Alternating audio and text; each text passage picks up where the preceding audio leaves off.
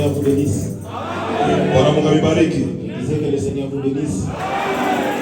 Mungu amebariki. Vous pouvez vous asseoir un instant. Mwikaleko kachache. Nous remercions le Seigneur Jésus-Christ. Tunampigia Bwana Yesu Kristo aksanti. Le Dieu de William Marion Branham. Ole Mungu wa William Marion Branham. Pour la grâce qu'il nous a accordée de revenir dans sa maison. Juu ya neema tunapewa naye ya kurudia tena nyumbani mwake. Je vous souhaite la bienvenue au nom du Seigneur Jésus-Christ. Na wakaribisha vizuri kwa jina la Bwana Yesu Kristo. Je vous transmets les salutations du frère David Amba depuis Kinshasa. Na waletea salamu ya ndugu David Amba kutoka mji wa Kinshasa. Il m'a demandé de vous saluer au nom du Seigneur Jésus-Christ. Niomba mpate kuwasalimia kwa jina la Bwana Yesu Kristo. C'est pourquoi je vous demanderai de vous tenir debout pour lire la parole. Hivi sasa nitawaomba musimame ili tupate kusoma neno la Mungu. Par respect pour la parole, nous allons tenir debout. Kwa kuheshimia neno tutasimama. Nous allons prendre dans l'Ancien Testament, dans le livre des Juges. Mwagano la kale kitabu kia Waamuzi. Juge, le chapitre 3, le verset 31. Waamuzi 3.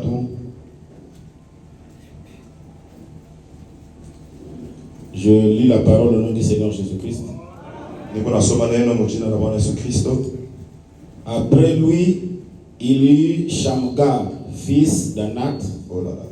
Baada yake kukakuwa Shamgar, mwana wa Anati. Il bâtit 600 hommes de Philistins avec un aiguillon à peu. Akapika wa Filistini 600 na bakora ile ya kulisha nao wa ngombe. Et lui aussi, il fut un libérateur d'Israël.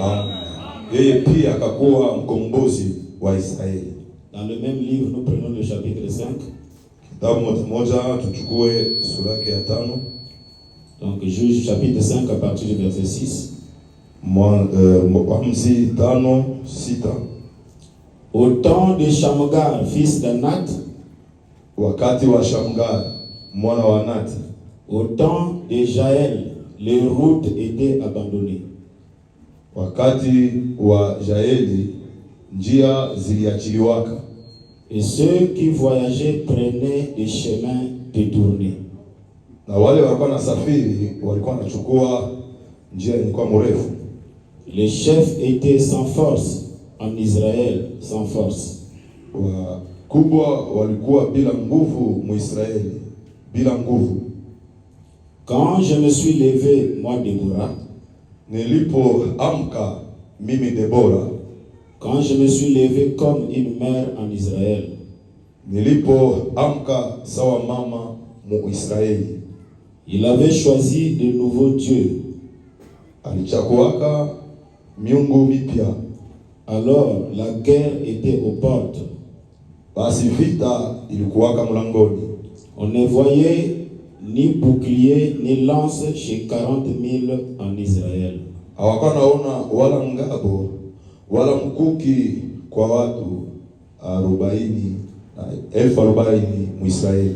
Enfin, nous allons lire dans le livre de Osée. Osée, c'est après Daniel, je crois. Osée, chapitre 12. Le verset 14. Par un prophète, l'Éternel fit monter Israël hors d'Égypte.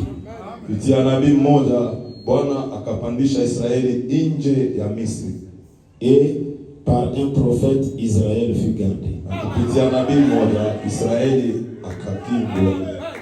Un mot de prière.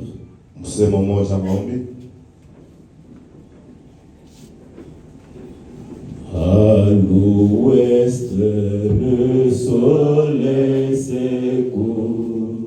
Oh, il arrive à la fin de sa course. Et je vois combien ce temps est là, où c'est le temps du coucher du soleil. Oh, c'est la fin,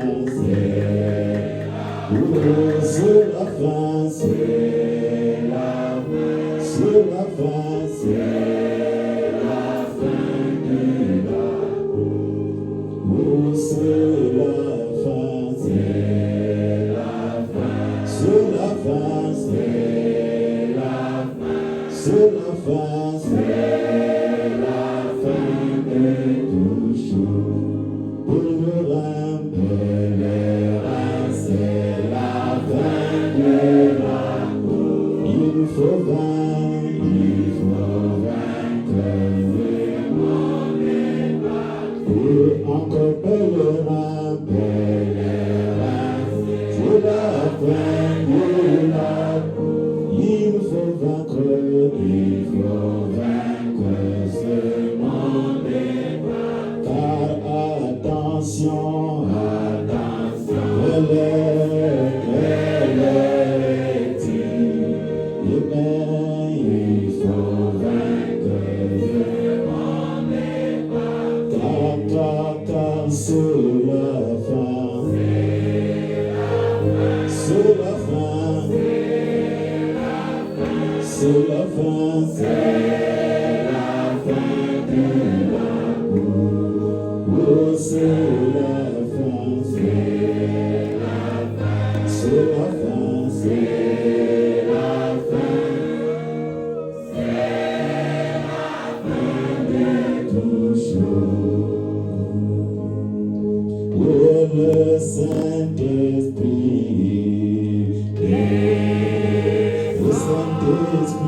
Le Saint-Esprit du Seigneur descend. Le Saint-Esprit,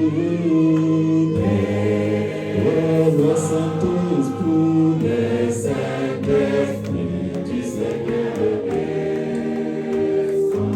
Oh, pour que nous prions comme des flammes, pour que nous soyons au Dieu de Branham, pour que nous veillons à jamais dans le Saint-Esprit du Seigneur.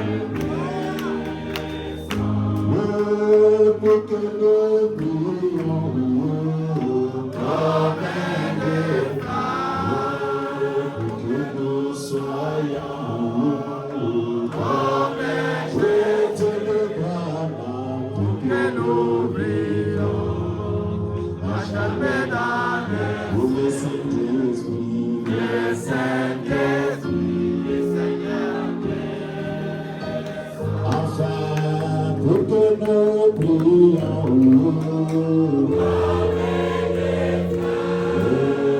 pour que nous soyons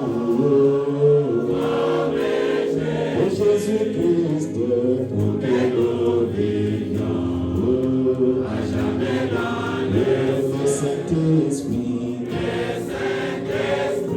du Seigneur descend. Éternel notre Dieu Tout-Puissant, Wa milele Mungu wetu Mwenyezi, je lisais ton prophète, il dit nilikuwa nikisoma nabii wako anasema que ceci est la partie la plus sincère de la réunion. ndio sehemu ya uwaki sana ya mkusanyiko. Alors, Seigneur, nous voulons vraiment que notre attention soit fixée sur la parole. Hivi basi tunataka angalisho yetu iwe juu ya neno lako, Parce que ton prophète nous a dit le péché, c'est manquer le but. kwa sababu nabii wako alituambia kwamba dhambi ni kukosa shabaha. Seigneur, le but pour lequel nous sommes venus ici, c'est parce que nous sommes venus t'écouter toi. Bwana, kenye tupa nijua kusikia wewe. C'est la raison pour laquelle nous sommes disposés, Seigneur. Kwa maana Bwana tuko tayari. Nous avons abandonné nos maisons. Tuliacha manyumba yetu. Nous avons répondu présent, Seigneur. Tunajibu hapa Bwana. Seigneur, il y a des frères et sœurs qui sont venus ici pour la première fois. Bwana, hapa kuna wandugu na wadada wanakuja kwa njia mara yako ya kwanza tu. Permets que tes enfants puissent recevoir quelque chose venant de toi. Uruhusu watoto wako wapokee kitu kitokacho kwako. Parce que nous sommes des pèlerins. Kwa sababu sisi tuko wasafiri. C'est cette parole qui va ressusciter les gens. Ni neno hili ndio itafufuka watu. Alors, Seigneur, fais de telle sorte, Père, Hivi Bwana, ufanye kwa namna kusema que cette semence hii mbegu qui a été plantée, qui a été amenée par le prophète, yenye liletwa na nabii pour trouver une bonne terre ce matin. ipate udongo mzuri ya asubuhi. Que cette parole guérisse les malades. Amen. Neno hili poneshe wagonjwa. Que cette parole sauve les sauvables. Amen. Neno hili iokoe wanapasa kuokolewa. Que cette parole rachète les rachetables. Amen. Neno hili ikomboe wale wanapasa kukombolewa. Seigneur Dieu, Bwana Mungu, nous voulons aussi te remercier tunakupia kupigia asante pour ce que tu as fait pour nous, Seigneur. kwa yenyewe kufanyisia Bwana. Tu nous as gardés debout toute la semaine. Ulitukinga muda juma mzima. Il y en a d'autres qui étaient malades, tu les as guéris. Haleluya. Kuna wale walikuwa wagonjwa unawaponesha. Il y en a d'autres qui étaient partis dans le voyage, tu les as ramenés. Wale walisafiri unawarudisha. Il y en a d'autres qui étaient attaqués, tu les as délivrés. Amen. Kuna wale walikambuliwa lakini unawasaidia. C'est pourquoi nous voulons vraiment te remercier de tout cœur. Kwa maana kweli kwa moyo wote tunapenda kupigia asante.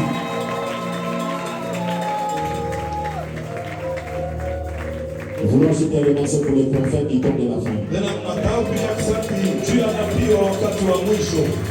Nous voulons te remercier aussi pour notre pasteur. Tena kupigia asante juu ya pastori wetu. Nous voulons te remercier pour chaque frère et chaque soeur Tena ici. kupigia asante juu ya kila ndugu na dada hapa. Seigneur, nous te prions de soutenir notre pasteur. Bwana, tunakuomba usaidie pastori wetu. Certainement qu'il est déjà de la chair. Kweli kweli eko mimbali. Laisse que tu puisses encore l'utiliser ce matin. Umutumie tena ya asubuhi. Et quand tu le feras là-bas, ne nous oublie pas ici. Utakapoifanya kule usitusahau huku hapa. Nous te prions de bénir cette parole. Nakuomba ubariki hii neno. Laisse que toi, le Saint-Esprit, Acha wewe Roho Mtakatifu tu puisses prendre cette parole chukue neno hili et vivifier cela, Seigneur, na kuipatia uzima Bwana, afin qu'à la sortie de la réunion, ili kutoka kwa mwisho nous mkusanyiko. puissions réaliser que Jésus-Christ nous aime. Amen. Na kwamba tupate kutambua kwamba Yesu Kristo, S'il y a des frères et sœurs qui sont encore en route, kama kuna wandugu na wadada wangaliki bado njiani, notre prière que tu les amènes à bon port. maombi yetu ni upate kuwafikisha vizuri. Prends le contrôle de toute la salle. Utawale makutano yote. Nous t'avons chanté. Tulikuimbia, C'était pour te dire, bénis-nous. ilikuwa ndio kukuambia utubariki. C'est pourquoi nous avons chanté. Ndio kwa maana C'est tuliimba, pour te provoquer pour que tu nous bénisses. ndio kukuchokoza ili utubariki. Nous avons chanté pour que tu nous guérisses. Tulikuimbia ili utuponeshe. Quand un président arrive, Wakati rais fulani anafika, après les chansons, il donne des enveloppes. haleluya, baada ya nyimbo anapatiana kama envelope. Et nous savons que tu es dans la salle. Unajua kwamba uko ndani ya hii makutano. Et ce matin, chacun aura sa part. Amen. Na hii asubuhi kila mmoja atapokea Reçois l'honneur, pokea heshima, reçois la puissance, pokea uwezo, reçois la gloire, pokea utukufu, reçois le prix de joie. pokea malalamiko ya Au furaha. nom du Seigneur, Kwa jina la Bwana, le Sauveur Jésus-Christ. Mwokozi Yesu Kristo. Amen. Amen. Le soir, que Dieu vous bénisse. Mungu amebariki. Une fois de plus, nous sommes dans la joie de nous retrouver dans la maison du Seigneur. Mara nyingine tunafurahi kutaniwa mu nyumba ya Bwana. Que Dieu bénisse aussi tous les tabernacles. Mungu abariki pia hekalu lis yote, Parce que les frères m'ont appelé, m'ont dit que tu as grossi. kwa sababu wandugu wananiita kule, wananiambia sema unanenepa. Alors les fleurs retombent sur vous. Sasa ile maua inamiangukia mweye. Oh là là. Amen. Amen. Ce matin, j'aimerais prêcher un sujet intitulé Shamgar, un vainqueur. Oh là là. Asubuhi napenda kuhubiri Shamgar, mshindaji. Haleluya. Je disais ce matin, j'aimerais prêcher un sermon intitulé Shamgar, un vainqueur. Asubuhi tahubiri Shamgar, mshindaji. Haleluya. Frère Branham dit il y a une très grande différence entre un vainqueur et un plus que vainqueur. Anasema ndugu Branham ya kwamba kuna tofauti kati ya mshindaji na ule anazidi kuwa mshindaji.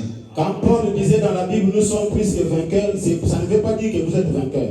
Wakati Paulo alikuwa anasema kwamba tuko zidi ya washindaji, haimaanisha kwamba mko kweli zidi ya washindaji, hapana. Un vainqueur c'est quelqu'un qui vient de remporter une victoire après la bataille. Mshindaji ni yule anatokea kupata ushindi baada ya vita. Mais être plus que vainqueur, c'est pas toi qui as combattu, quelqu'un d'autre a combattu, on t'a donné la couronne.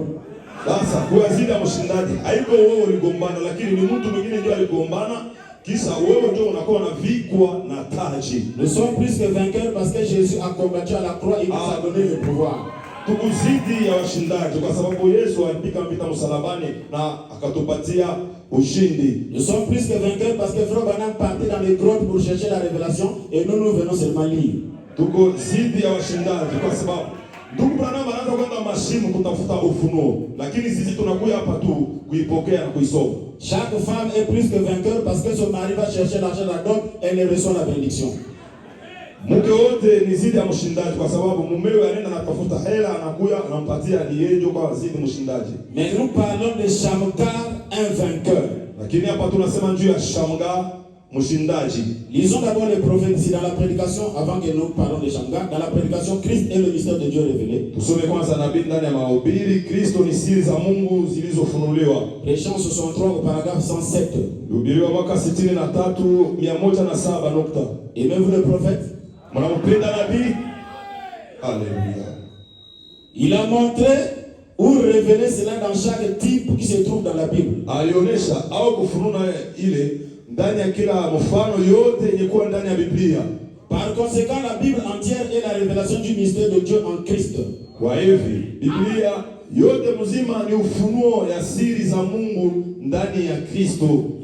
La Bible entière est une expression d'un seul but que Dieu avait, un unique dessein qu'il voulait accomplir dans la Bible entière. Biblia yote mzima ni onekanisho ya kifukuzio moja yenye Mungu alikuwa nayo moja, shaba moja yenye alitaka kutimiza ndani ya Biblia. Et tous les actes de croyants dans la Bible ont été des types. Na matendo yote ya waaminifu mu Biblia ilikuwa tu ni mifano. Tous les actes de croyants dans la Bible ont été des types. Alléluia. Na matendo zote za waaminifu ndani ya Biblia zilikuwa tu ni mifano. Et ils exprimaient ce qu'est le grand but de Dieu. Na yayo yalikuwa naonesha yenye kuwa shamba kubwa ya Mungu. Et maintenant, en ces derniers jours, il a révélé et montré. Na sasa siku za mwisho alifunula na kuonesha. Et avec l'aide de Dieu, eh bien, vous verrez cela juste ici ce matin. Na msaada ya Mungu mzuri, mtaiona tu hapa hii asubuhi. Ce que le Seigneur avait depuis toujours dans sa pensée. Kenye kilichokuwako katika fikra zake Mungu. Et qu'il a exprimé. Na yenye alionesha. Lisons encore ici. Tusome tena hapa. Dans la prédication, la persévérance. Ndani ya mahubiri kukangamana, kudumu. 13 janvier 63 le soir, paragraphe 93. Tarehe 13 mwezi wa Januari mwaka 63 nukta yake 93. J'ai un petit slogan que je clame un peu.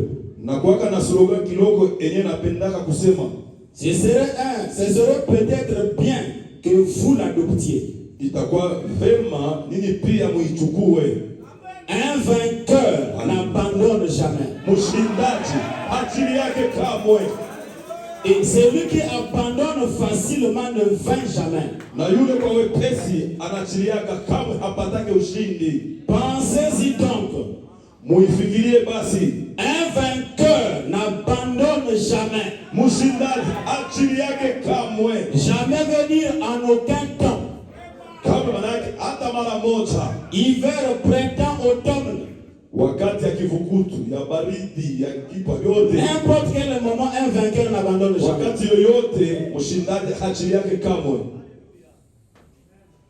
Un vainqueur n'abandonne jamais. Et celui qui abandonne facilement ne peut vaincre. Mshindaji ajili yake na ule anachilia kwa wepesi hawezi basi kupata ushindi. Vous devez tenir bon. Unapasa kusimama imara. Et avant même de commencer, soyez vraiment sûr d'être dans le vrai. Oh là là. Hata kabla ya kwanza uwe hakikisha kwamba uko ndani ya kweli. Et ensuite soyez persistant. Na kisha yake simama pale imara. Ne laissez rien vous ébranler. Usiache kitu hata kimoja kukutenkesha.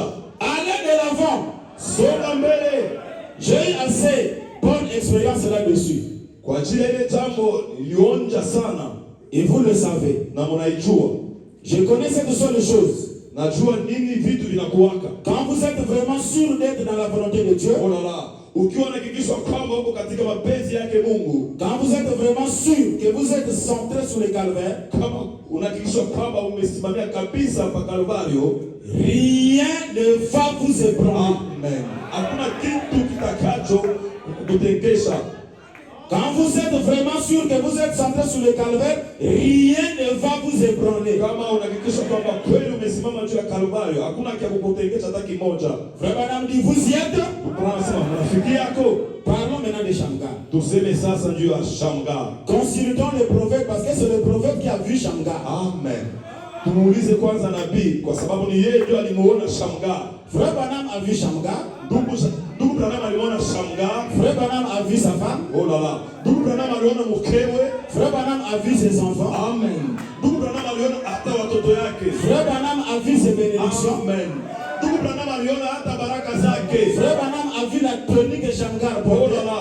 Ndugu Branham aliona hata vazi Shamgar alikuwa mwenye kuvala. C'est pourquoi c'est bien de consulter la personne qui a vu Shamgar. Amen. Kwa maana ni vizuri tumuulize mwenyewe alimuona Shamgar. Haleluya. Frère Branham dit qu'il s'habillait en salopette. Ndugu Branham anasema alikuwa anavala siku tutu. Il dit que salopette c'est parce que c'est la tenue de fermier. Kwa sababu ile siku tutu ile njo mangua ya walimaji. Oh là là. Dans la prédication, la foi par expérience. Ndani ya mahubiri imani kupitia kuonja. Prêché le 25 mars 1958. Ilihubiriwa tarehe 25 mwezi wa 3 58. En tout cas, je vais beaucoup lire le prophète. Kweli nitamsoma sana nabii. Paragraphe 33. Nukta yake 33.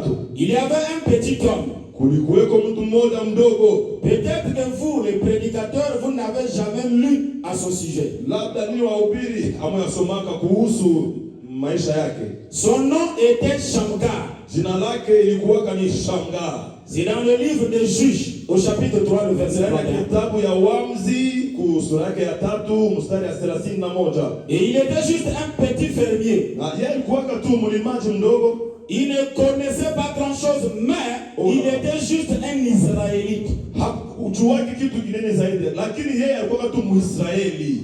Il ne connaissait pas grand-chose, mais il était Israélite. Amen. Hakujuaki kitu kinene, lakini alikuwa tu Muisraeli. Vous ne connaissez pas grand-chose, mais vous êtes chrétien. Amen. Haujue kitu kinene, lakini wewe uko tu Mkristo. Juste un membre laïque de l'église. Memba tu mmoja wa kanisa.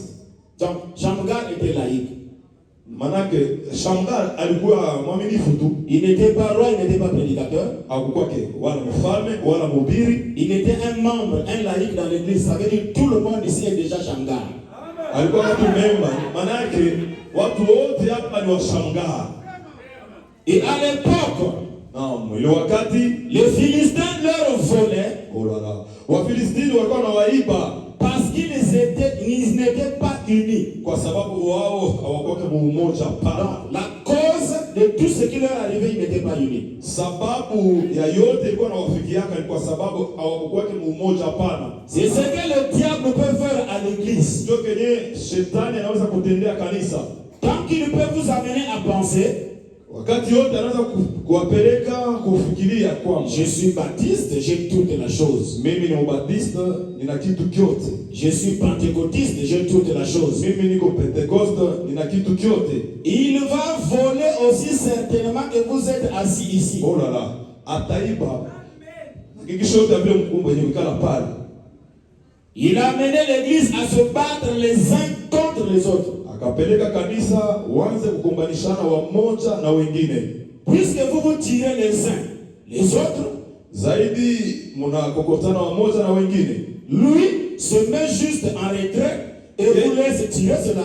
Yeye anaenda tu pembeni, anamiacha, mnaendelea na kugombana. Notre ennemi commun c'est Satan.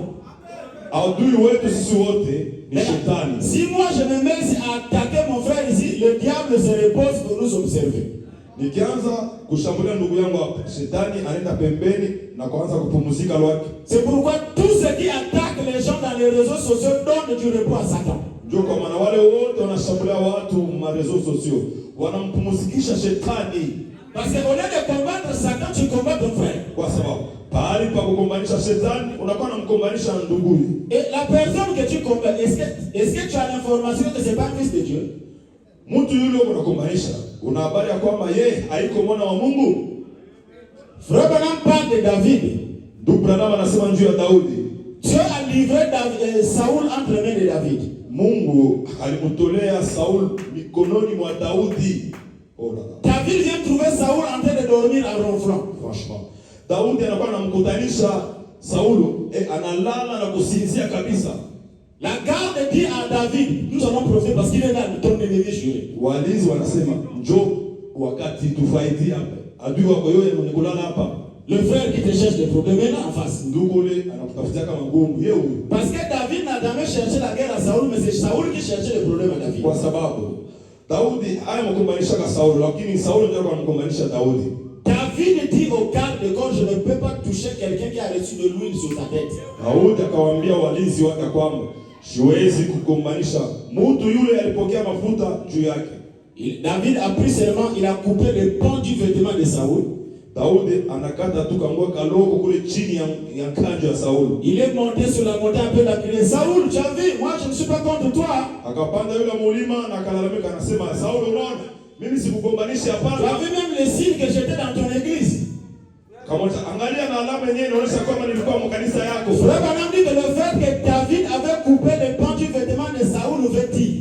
Donc vraiment anasema sawa vile Daudi alikataka kipando cha nguo inamaanisha. Il dit que David n'a pas semé le trouble dans l'église d'autrui. Anasema Daudi hakuleta mvuruko mkanisa ya benyewe. C'est ce que frère Branham interprète. Ndio kenyewe ndugu Branham anatafsiri. Il a mené l'église à se battre les uns contre les autres. Akapeleka kanisa wakombanishana wamoja na wengine. Et alors comment, puisque vous tirez les uns les autres? Hivi basi namna gani? Kwa sababu mnakombanishana wamoja na wengine. Lui se met juste en retrait et vous vous laissez tirer cela. Il faut laisser tirer cela. Lwake anakwenda pembeni, ananiacha mwanzo kutupiana na kutupiana. Alors ce petit homme avait travaillé durement tout l'été. Oh là là. Sasa huyu mwanao mdogo alitumika wakati yote. Il avait entassé son blé et son orge dans le grenier. Akajaza ngano na ile unga yake ndani ya kahala.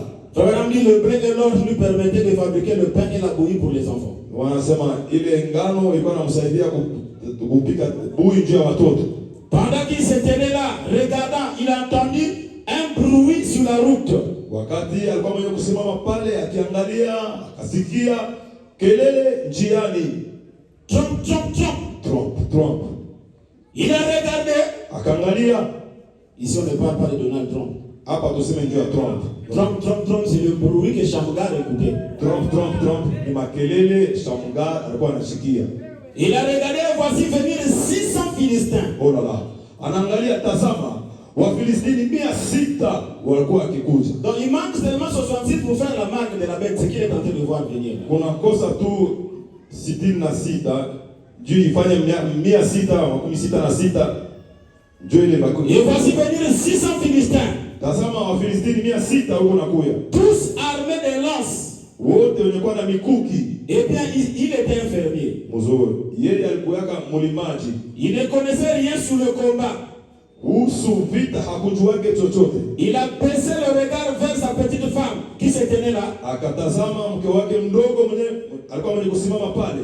Peut-être avec des petites joues pâles, des larmes lui coulant. Saa zingine machafu yenye kulekea na machozi ikivuya.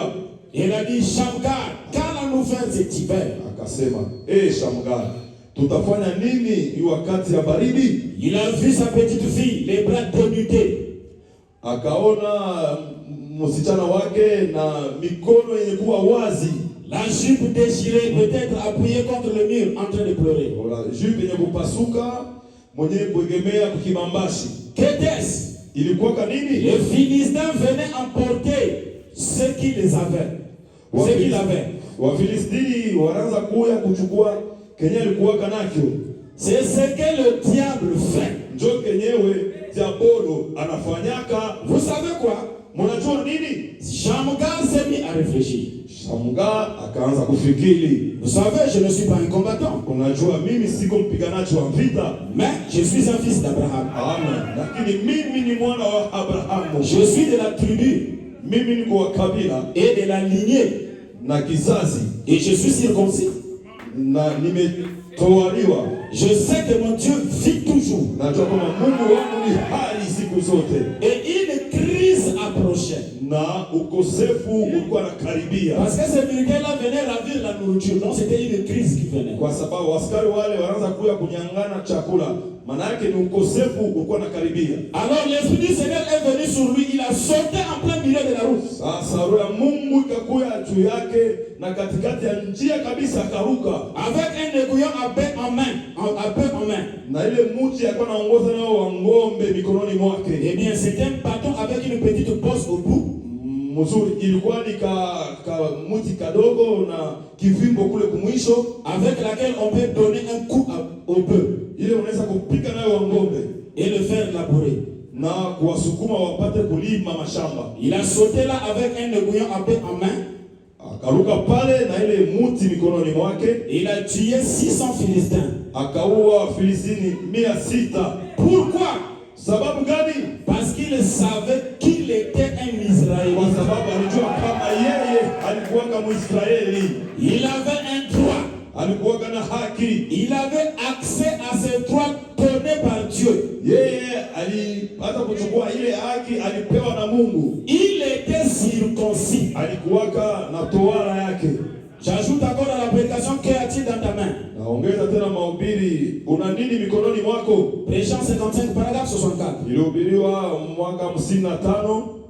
Il lit dans la Bible un petit homme là qui s'appelait Shamgar. Biblia kulikuwa mwanaume mdogo pale aliitwa Shamgar. Il se peut qu'il ne soit même pas remarqué là dans le livre des Juges. Nawezekana asipate kutambuliwa umu kitabu cha Waamuzi. Juste un pauvre petit, présentons-le sous forme de scénette.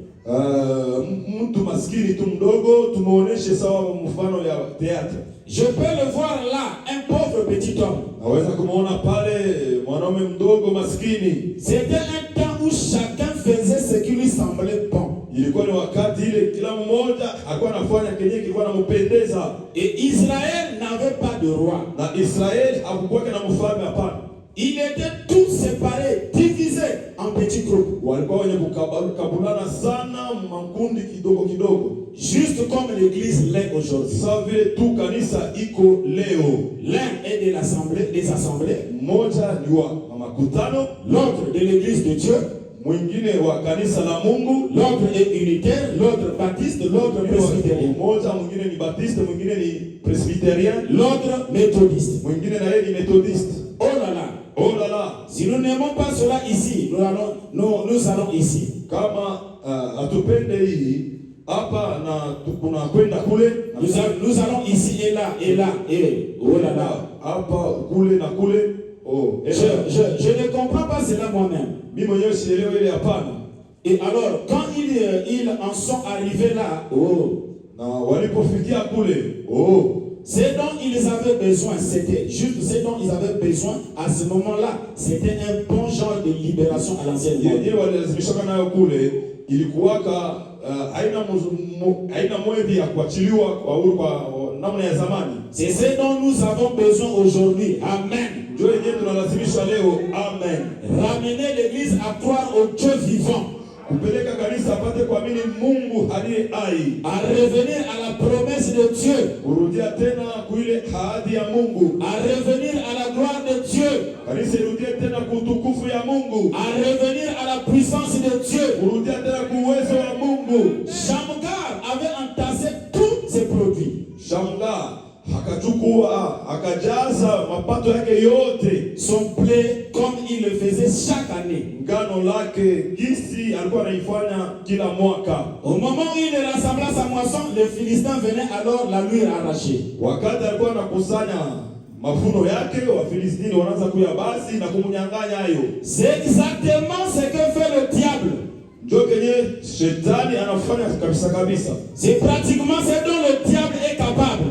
Ndio kenye shetani ana uwezo ya kufanya. Juste au moment où vous prenez un peu de courage, wakati tu ile unachukua kwa hodari kidogo, ou l'une ou l'autre chose, mmoja au kitu kingine, alors le diable vient et vous l'arrache. Hivi basi shetani anakuja na kukunyang'anya nacho. C'est vrai. Ni kweli. Juste comme le réveil qui est en cours maintenant. Sawa tu vile uamsho ingaliki iko naendelea. Au moment même où il commence et que la gloire de Dieu commence à se déverser, ile saa yenyewe uamsho kunaanza na utukufu wa Mungu unaanza kumwangika. Alors un charlatan doit venir faire quelque chose de mal et ôter cela, la chose de la gloire de Dieu. Hivi sasa mtangalifu mmoja anakuya anafanya kitu fulani ili anafanya kitu kimoja cha ovyo na kuondosha kile kitu kinekuwa utukufu ya Mungu. Je vais encore lire dans la prédication convaincu et puis concerné. Nasoma tena ndani mahubiri mwenye kuhakikishwa kisha mwenye kutazamiwa. Prêchons 62 paragraphe 80. Mwaka 62.80. C'est mieux de lire les prophètes pour avoir une bonne pensée. Ni mzuri kumsoma nabii ili tukue na wazo mzuri. Les démonstrations d'un prédicateur ne donnent pas la vie. Uonekanisho ya mhubiri hailetake uzima hapana. C'est que frère Branham dit, c'est ça qui donne la vie. Kenyewe kisema mtu na ndugu Branham ndio kinaleta uzima. Rien que les citations que je viens de lire, même si je m'arrête par là, Dieu a déjà parlé. Vitatu maandiko natokana kusoma hata kama ninasimamia pale Mungu alishakusema leo. Et si tu essaies de poser la question à quelqu'un ici qui te dira que Dieu m'a parlé. Na ukiuliza mtu hapa atakwambia sema Mungu alishasema nami. Chaque mot qui sort d'un prophète est inspiré. Usemo yote itokao kwa kinywa cha nabii inasukumwa na Mungu. Même le bégaiement de frère Branham c'est la parole. Hata kikumina kwa ndugu Branham ni paka neno. Faut pas sauter ça. Hapana kuiruka. C'est pas quand tu prends la brochure, ndio kama ukichukua kitabu cha mahubiri, il parle de la chasse, tu sautes. Anasema juu ya kuwinda unaruka. Même quand il parle de la chasse, c'est la parole. Hata wakati anasema juu ya kuwinda ni paka neno. Frère Branham dit, beaucoup de gens pensent que quand je parle pour aller faire la chasse. Je parle pas pour la chasse. Watu wengi wanafikiria kwamba ninapoenda na inaka tu juu ya kuwinda. Hapana, shende yake ile hapana. Frère Branham dit, quand je parle à la chasse, c'est pas exactement la chasse. Branham anasema ninapoenda kuwinda haiko kabisa kuwinda. Il dit que quand je pars à la chasse, c'est pour aller faire le plein, pour venir me vider, pour que je repars faire le plein. Anasema ninapoenda kuwinda na kwenda nikajazwe, ni kweli tapige tena, narudia tena kule nikajazwe. Frère Branham, c'est la station d'essence. Ndugu Branham, ni station ya essence. Chaque véhicule qui veut bien fonctionner doit arriver à la station pour charger le carburant. Gari yote ndio kutumika vizuri na bidi pitie kwa station ijazwe ndio ya kwenda Et peu importe le nombre que nous sommes venus ici, chacun aura le carburant ici. Aizuru wingi yetu ndio tunakuja hapa, kila mmoja atapata mafuta yake. Et il n'y aura pas rupture. Na ukosefu hautakuwa kwa pana. Donc ne te tracasse pas, non, c'est moi le premier, non, reste là-bas, tu auras le carburant. Hapana kuangaika, mimi ndio kwanza bakia pale utapata carburant. Paragraphe 80. Shamgar à l'époque. Shamgar ni wakati ya zamani. Les Philistins venaient quand le juge jugeait Israël. Filistini wanaanza kuja wakati wamzi walikuwa na hukumu Israeli. Nous sommes bien convaincus pour consommer les 62 paragraphe 80. Et les Philistins venaient au moment où tous les produits d'Israël étaient mûrs. Wafilistini wanaanza kuja mpaka wakati ile ya mashamba bilikuwa na hivya kabisa. Tout était mis en grange, bien arrangé. Yote ilitiliwa mkahala yenye kutengenezwa vizuri. Les Philistins montaient la route et leur arrachaient cela. Wafilistini wanaanza kuwa njiani na kuwanyang'anya hayo. Et leur famille restait affamée. Na jamaa zao kuna bakia na njala. Et eux emportaient cela. Na Wafilistini wao walikuwa na kwenda na ile chakula. Si un homme disait quoi que ce soit, on le tuait. Mtu akiupima tu kusema kitu chochote alikuwa anamuua. Ils entraient, tuaient les femmes, violaient les jeunes filles. Walikuwa wanaingia kuua wanawake na kuwabaka wasichana. Vous voyez qu'il faut le prophète. C'est pas écrit ici, mais c'est écrit. Unaona inabidi nabii. Haiandiko humu lakini imeandikwa. Montre-nous là on violait les femmes ici au temps du juge. Utuoneshe ni fazi gani wanasema walikuwa na baka wanawake. Et quand tu regardes au dos du livre, le dos du livre te dira qu'on violait les filles. Ukiangalia nyuma ya kitabu atakwambia kwamba walikuwa na baka wanawake. Et ainsi de suite. Na kadhalika. Il emportait la nourriture. Walikuwa na kwenda na ile chakula. Et retournaient dans leur propre pays. Walikuwa na irudia mwinchi zao. Et menaient une vie luxueuse. Oui, tout le reste des hivers. Wakati yote ya baridi sana. Ceux qui les laissaient en vie là-bas crevaient pratiquement de faim. Na wale walikuwa naacha kule na uzima walikuwa nakufa na njala kabisa. Eh bien, peut-être qu'année après année, les Philistins faisaient des incursions. Labda mwaka kisha mwaka Wafilistini wanaanza paka kuingia. J'ajoute encore, frère Branham dit ceci. Naongeza tena, ndugu Branham anasema hivi. Prêcher, la persévérance prêchée le 8 juin 62, paragraphe 36. Kankamana tarehe 8 mwezi wa 6 mwaka 62 nukta. Alors quand il bâtit tous ses grains et les eut mis dans le grenier, kisha kupata mbegu yake na kuitia yote ndani ya kahala, il s'est dit, eh bien, peut-être que nous pouvons vivre de cela. Akasema, saa zingine tutaishi kupitia hii ngano. Je peux vendre un peu et acheter quelques petites robes pour mes jeunes filles. Naweza kuuzisha kwa kidogo na kununulia wasichana wangu makanzu kidogo. Et des chaussures pour mes jeunes garçons. Na viatu njoo ya watoto yangu wanaume. Peut-être en mesure d'avoir une petite robe bon marché pour ma femme cette année. Zingine naweza kununulia kwa mke wangu kankanjo kadogo kule ku msoko juu ya hii mwaka. Il a entendu quelque chose ayant ouvert la fenêtre de la porte du grenier. Akasikia kitu fulani kisha kufungula dirisha ya mlango ya kule kukahala. Il a regardé par la porte du grenier plutôt, il a regardé dehors. Akangalia pale kuile mlango ya kahala. 1000 Philistins avec des armes, des lances, des épées, des hommes formés. Wafilistini 1000 na masila na mikuki na mipanga ya watu wenyewe walifundishwa vizuri kabisa. Venaient là d'un pas lourd. Walikuwa pale na makelele kabisa. Sur la grande route, Mwile njia munene. ils allaient emporter son grain. Walipasha tena kuchukua mbegu yake na kwenda nayo. J'ajoute encore dans la prédication un super signe. Waongeza tena ndani ya mahubiri alama moja ya juu. Le 24 juin 62, paragraphe 44. 24 mwezi wa 6 62 mwaka nukta yake 44. Shamgar, un petit homme, un des juges d'Israël. Mwanaume mdogo mmoja ya wahamzi kule kwa Israeli. Il y a qu'un seul verset qui lui est consacré dans la Bible. Yeye ni andiko tu moja mu Biblia ndio nasema juu yake. Il tenait là un jour à la porte de sa grange. Siku moja alisimamaka pale fazi ya kuchungia mapato yake ya mashamba. Et les Philistins venaient et mangeaient toute leur nourriture. Na Wafilistini wanaanza kuya na kula chakula yao yote. Il travaillait dur pendant tout l'été.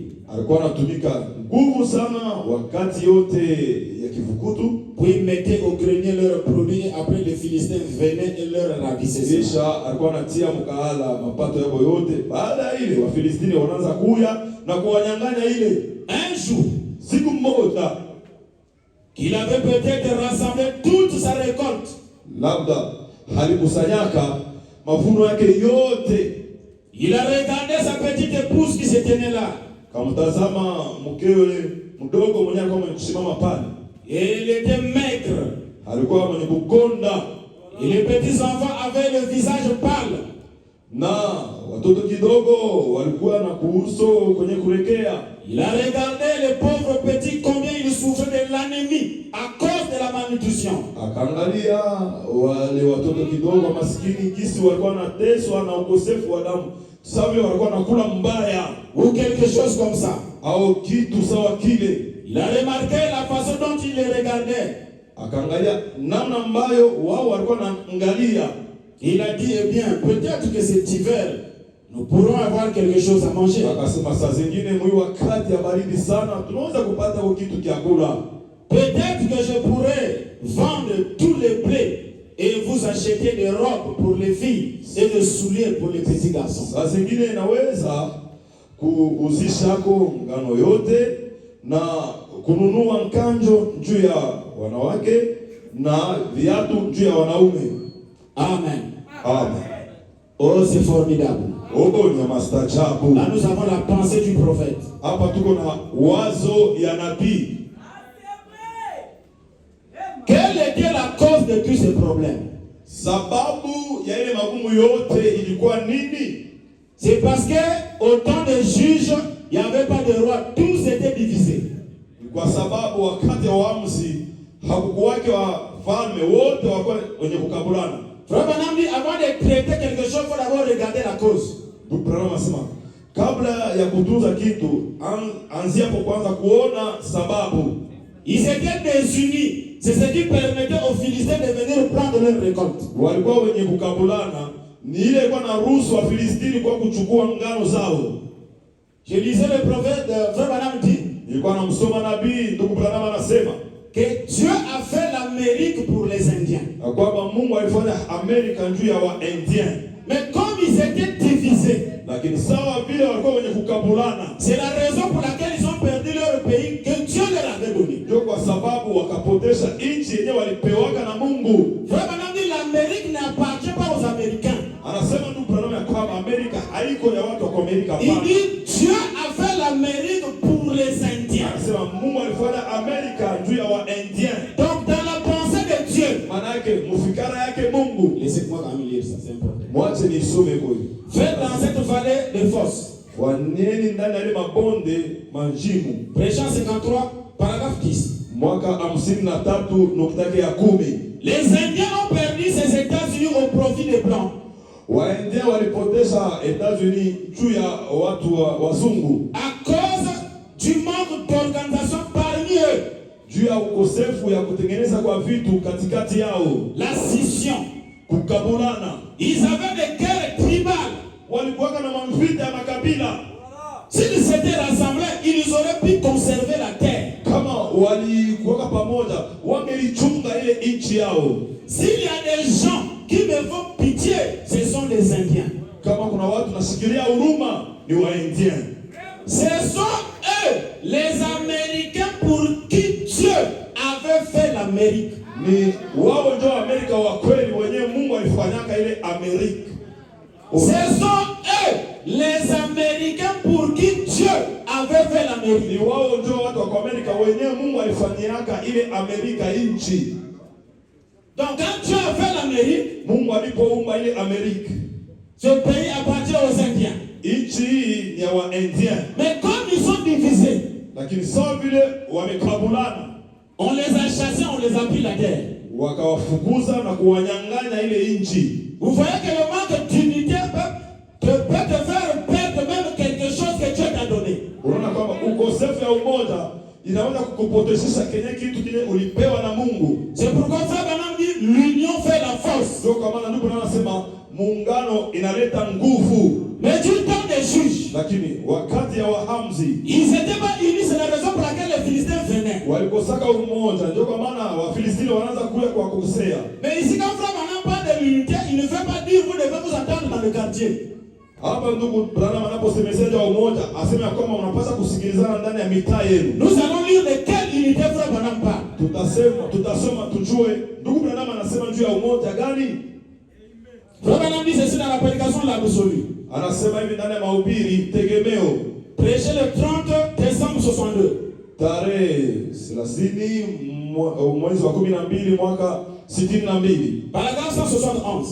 Nukta yake 171. Au temps des juges, Wakati wa amzi, chaque homme avait son propre absolu. mwanaume wote alikuwa na tegemeo yake. Il faisait simplement ce qu'il voulait. Alikuwa anafanya yote alikuwa anataka. Et c'est ainsi maintenant. Na ni hivi sasa, chaque homme faisait ce qui était juste à ses propres yeux. mwanaume wote alikuwa anafanya kenye kilikuwa sawa kwa macho yake. Maintenant, Sasa, vous connaissez la raison pour laquelle ils ont fait cela au temps des juges? unajua sababu gani walifanya vile wakati wa waamzi? Cela vous choquera peut-être un petit peu. Ile itawakawarisha kidogo. Donc Frère Branham dit, Frère Branham va nous donner la raison. Frère Branham dit, il nous prévient, peut-être ça va vous choquer. Ndugu Branham anasema atatupatia sababu na anatukalamusha, anasema saa zingine itatugonga, itatuumiza.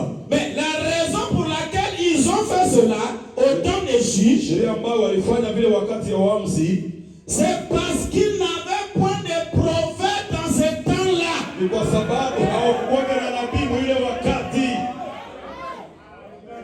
Amen. À qui la parole de l'Éternel pouvait venir. Ule kwake neno la Mungu ilipasa kuya. Moi et le frère ici, Jacques, pour s'entendre, il faut un prophète. Mimi na ndugu zaka pamoja kusikilizana, inabidi kuweko nabii. C'est le prophète qui est l'arbitre sur le terrain. Ni nabii ndio anakuwa arbitre pa kiwanja. L'unité que nous avons besoin dans cette tâche, c'est le fait d'avoir un prophète parmi nous. Umoja yetu tunalazimisha mwingi kizazi ni ya kuwa na nabii katikati yetu. Parce que chacun de nous est venu avec un comportement dans sa tribu. Kwa sababu kila mmoja wetu anatokea na mwenendo wake mkabila yake. Même toi et ta femme, vous avez wewe na mke wako mnamwenenda kuachana, ndio kama inabidi kuweko nabii ndani ya jamaa. Quand le prophète parle, ça amène l'unité. Amen. Nabii anaposema analeta umoja. C'est pourquoi nous devons être un par le prophète. Ndio kwa maana tunapaswa kuwa umoja kupitia nabii. Alléluia. Ah. Nous sommes un avec le Père par Jésus le Fils. Uko umoja na Baba kupitia Yesu mwana. Frère, nous dit chaque homme et sa femme sont un par l'enfant. Ndugu Branham anasema kila mwanaume na mke wake weko umoja kupitia mtoto. Parce que dans votre fils, il y a des parties de papa et de maman. Kwa sababu ndani ya mwana mna sehemu ya baba na sehemu ya mama. L'unité ici, c'est le prophète sur le terrain. Amen.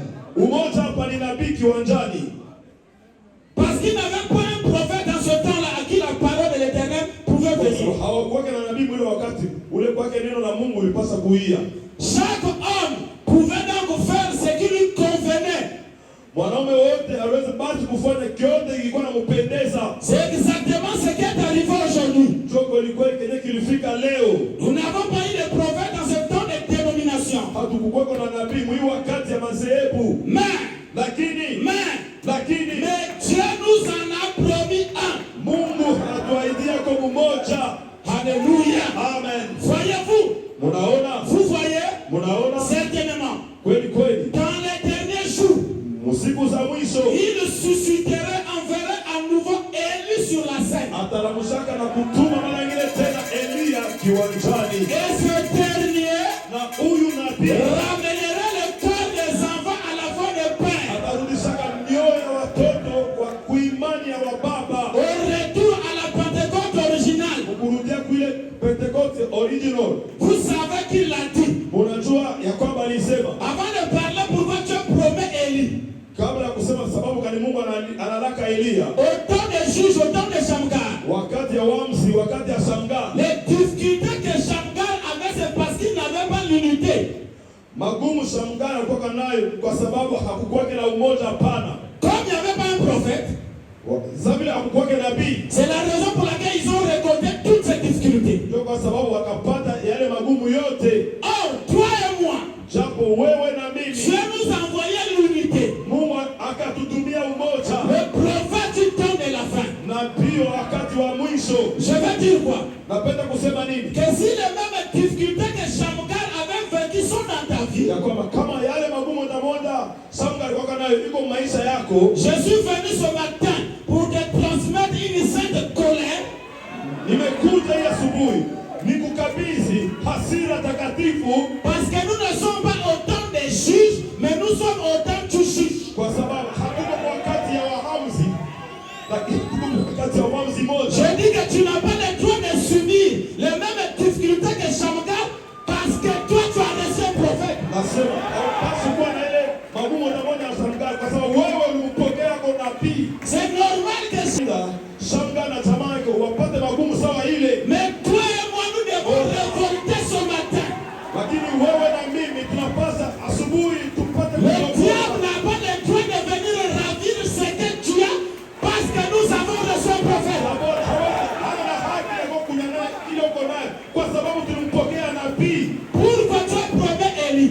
Sababu kani Mungu anamzlaka Elia. Prenons un petit détail d'Élie. Tuchukue détail moja ya Elia. Dans la prédication, le but et la fin de la dispensation des gentils. Mahubiri mwanzo na mwisho ya kizazi cha mataifa. 9 janvier 55. Tarehe 9 mwezi wa kwanza 55. Paragraphe 57. Nukta yake 57. Considérez ce qui se passait à Dothan. Angalieni kile kilichotendeka kule Dotani. Suivons, lisons la particularité d'Élie le prophète. Tusome upekee ya Elia nabii. Parce que là-bas les Philistins venaient parce qu'ils n'avaient pas un prophète. Kule Wafilisti wanaanza kuja sababu hawakuwa na nabii hapana. Lorsque Élie était à Dothan. Wakati Elia alikuwa kule Dotani. Et qu'ils étaient entourés là. Na walikuwa wenye kuzungukwa kule de toutes parts. Ngambo zote, pande zote. Par les étrangers qui étaient venus. Na wageni wenyewe walikuyaka. L'armée syrienne qui était à la recherche d'Élie le prophète. Jeshi ya Wasuria ilikuwa ikimtafuta Elia nabii. En effet, hakika ils s'étaient donc rendus compte que chaque fois que les Syriens allaient faire la guerre à Israël, wakatambua basi ya kwamba kila mara Wazia walikuwa wanaenda kukombanisha Israeli. Eh bien, les Israélites leur tendaient des embuscades. Wana wa Israeli walikuwa wanawateka. Et ainsi, na hivi le roi de Syrie les convoqua et leur dit, mfalme wa Suria akawaita na kuambia, bon, attendez un peu. Dakika kidogo basi. Qui est pour nous? Nani eko ngambo yetu? Et qui est pour Israël? Na sasa ule ko ngambo ya Israeli ni nani? Le roi de Syrie fait la rassemblement de tous ses troupes. Mfalme wa Suria akakusanya kundi zake zote. Quand il veut aller attaquer, wakitaka kwenda kushambulia, Israël les précède à l'endroit. Israël anawatangulia pa ile fazi. Le roi veut savoir qui appelle là-bas pour leur signaler qu'on arrive. Mfalme anauliza, ni nani anaitaka Waisraeli kule na kuwaonesha kwamba tuko nakuya? Est-ce parmi nous il y a pas un infiltré qui donne des informations là-bas? Katikati yetu hakuna mtu mmoja anakuwa anapeleka habari kule. Il a dit, akasema, quelqu'un est dans ma troupe un espion. Mtu eko ndani ya vikosi lakini yeye mpepelezi. C'est lui qui va révéler à Israël l'endroit exact où nous passons, car ils sont toujours là à nous attendre. Ule anaenda kufunulia vazi ya kweli kabisa kabisa kwenye tutapitia, kwa sababu wako pale kila mara wakitungojea. Et un homme qui avait un peu de spiritualité dit, oh là là. Lakini kulikuwa mtu mmoja mwenye alikuwa na kiroho kidogo akasema, un homme parmi eux qui avait un peu de spiritualité dit au roi. Mwanaume mmoja katikati yao alikuwa na kiroho kidogo akamwambia mfalme, non mon père, hapana baba yangu, mais lakini c'est le prophète Élie. Amen, ni nabii Elia, Car kwa maana il sait depuis sa chambre tokea chumba yake anajua ce que vous projetez de faire par la suite. unatayarisha kufanya wakati ijao. Les frères et sœurs, Ndugu yangu na dada yangu, en ce temps de la fin, ni wakati wa mwisho. nous avons reçu un homme Tulipokea mtu mmoja qui a fait un tour en enfer. mwenye alienda Mkeena, Il nous a donné les informations de l'enfer. anatuletea habari ya Il Mkeena, a fait un tour au ciel. akaenda Il nous a donné les informations du ciel. anatuletea habari ya C'est Élie le prophète. Elia nabii. Une fois Élie dans le camp, Mara moja tu Elia nous sommes épargnés des difficultés. tunaepushwa na magumu.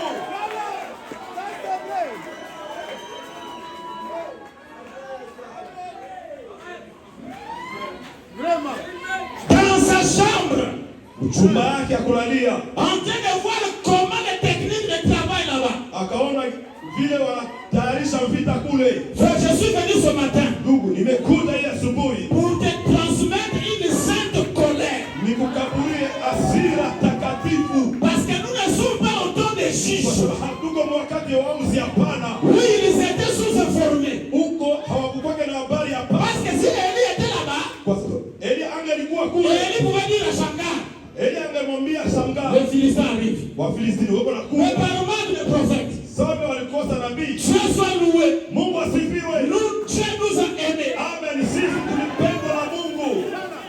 Frère Branham me dit, Anasema ndugu Branham, à quel moment les Philistins venaient? ni wakati gani Wafilistini wanaanza kuya? Non pas au moment de l'ensemencement. Sio wakati ya kupanda mbegu, hapana. Non pas au milieu, Sio katikati, mais hapana. au moment de la récolte. Ona mpaka wakati ya mavuno. Laissez-moi décortiquer ça. Acha nitatue sasa kidogo kidogo. Quand tu commences à verser l'argent de ta parcelle, il n'y a pas de problème. Unapoanza kupeleka makuta ya mpango yako hakuna shida.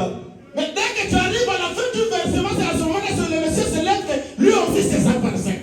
Lakini wakati unafika kumwisho kupeleka makuta, jona mtu mmoja anaenda tokelea sema hii nayo ni mpango yangu. Au début du mois, il n'y a pas de problème. Mais dès que tu arrives à la maturité, à la fin du mois, tu reçois le salaire, tous les enfants tombent malades. Mwanzo hakuna shida.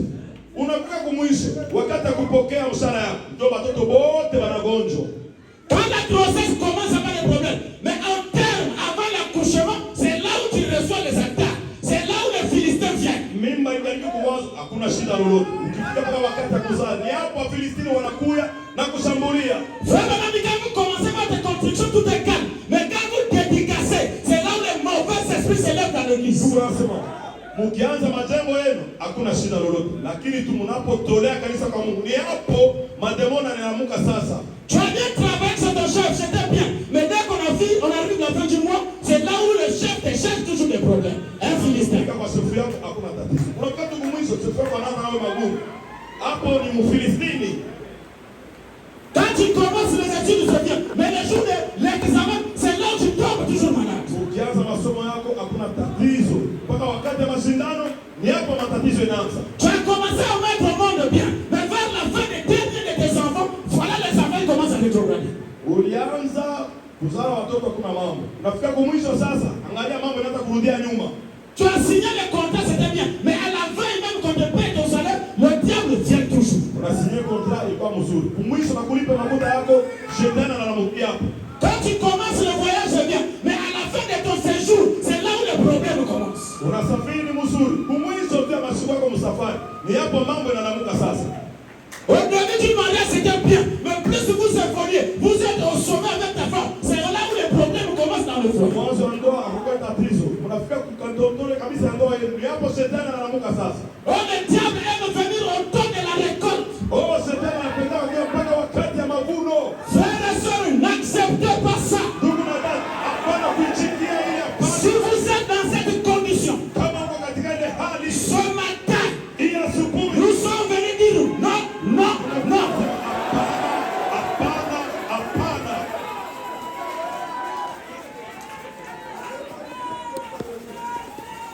Les Philistins n'attendent qu'au moment de la récolte. Wafilistini wanaongojeka mpaka wakati ya mavuno. Là où Shamgar Hapo Shamgar faisait un programme avec son foyer. alikuwa anafanya programu na jamaa yake. Ah chérie, Hapo upendo. cette robe déchirée, Hii kanjo ya kupasuka hii c'était la robe de l'ensemencement. ilikuwa ni kanjo ya kupanda nayo Et mbele. le moment est arrivé de te donner une robe de la moisson. Wakati sasa inafika ni kugusia kwa kanjo ya mavuno. Les enfants qui marchent toujours pieds nus, Watoto kila mara wanatembea miguu wazi. cette fois-ci, comme la récolte est là. Hii wakati Parce que quand tu regardes la marchandise qu'on a eue là, nikaonyesha ile marchandise tunapata. avec le bénéfice que nous aurons, je peux acheter la robe des enfants, le soulier de bébé. Atauza kanjo ya watoto, vilato vya watoto. Quand tu rassembles les sous pour aller acheter, c'est là où les maladies commencent dans ton foyer. Ni pale unakusanya makuta ndio kwenda kuuza. Ni hapo sasa tatizo, magonjwa yanaanza nyumbani. À toute fois que tu fais ce mauvais rêve là, quand tu te réveilles, souvent les choses ne marchent pas. Kila mara ukilota unalamuka, kila mara vitu vinaendeka hapana.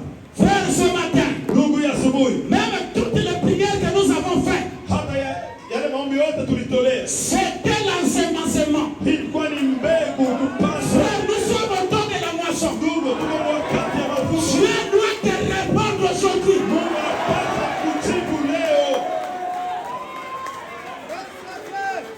Je vous ai prêché ici. Niliwahubiri hapa. Il faut attendre l'exaucement de la prière. Unapaswa kungoja Mais kukubalika. je vous dis qu'il n'y a pas un autre âge qui fait. Lakini niko nawaambia kwamba hakuna S'il y a un temps où Dieu doit t'exaucer, c'est maintenant. kubaliwa na Mungu ni hapa sasa. Tu dois révolter ce matin. Unapaswa kutomboka Yesu. S'il y a un temps où tu dois te marier, c'est maintenant. S'il y a un temps où tu dois construire, c'est maintenant. S'il y a un temps où tu dois voyager, c'est maintenant. Est-ce qu'il y a un Shamgar rénové ici? Shamgar restauré. Toi, tu es un ancien prophète. Frère Branham me dit, tous ceux qui écouteront ce message seront bénis.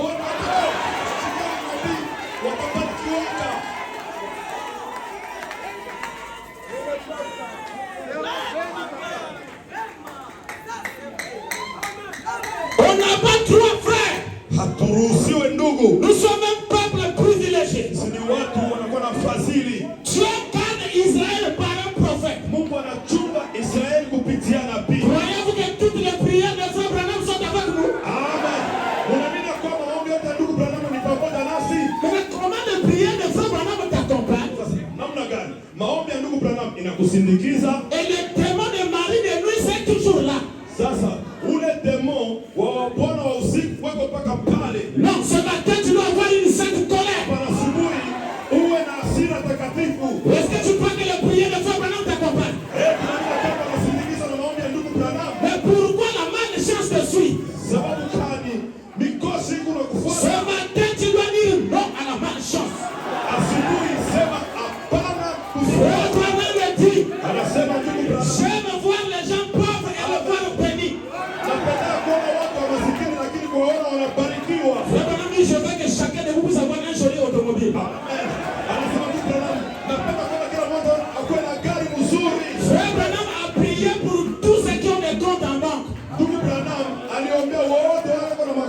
mbangu. Frère, quand tu entends des choses comme ça, Unaposikia maneno haya, va ouvrir un compte. wende kafungulishe konti. Va ouvrir un compte. Wende kufungua konti. Dieu va remplir ce compte. Mungu atajaza ile konti.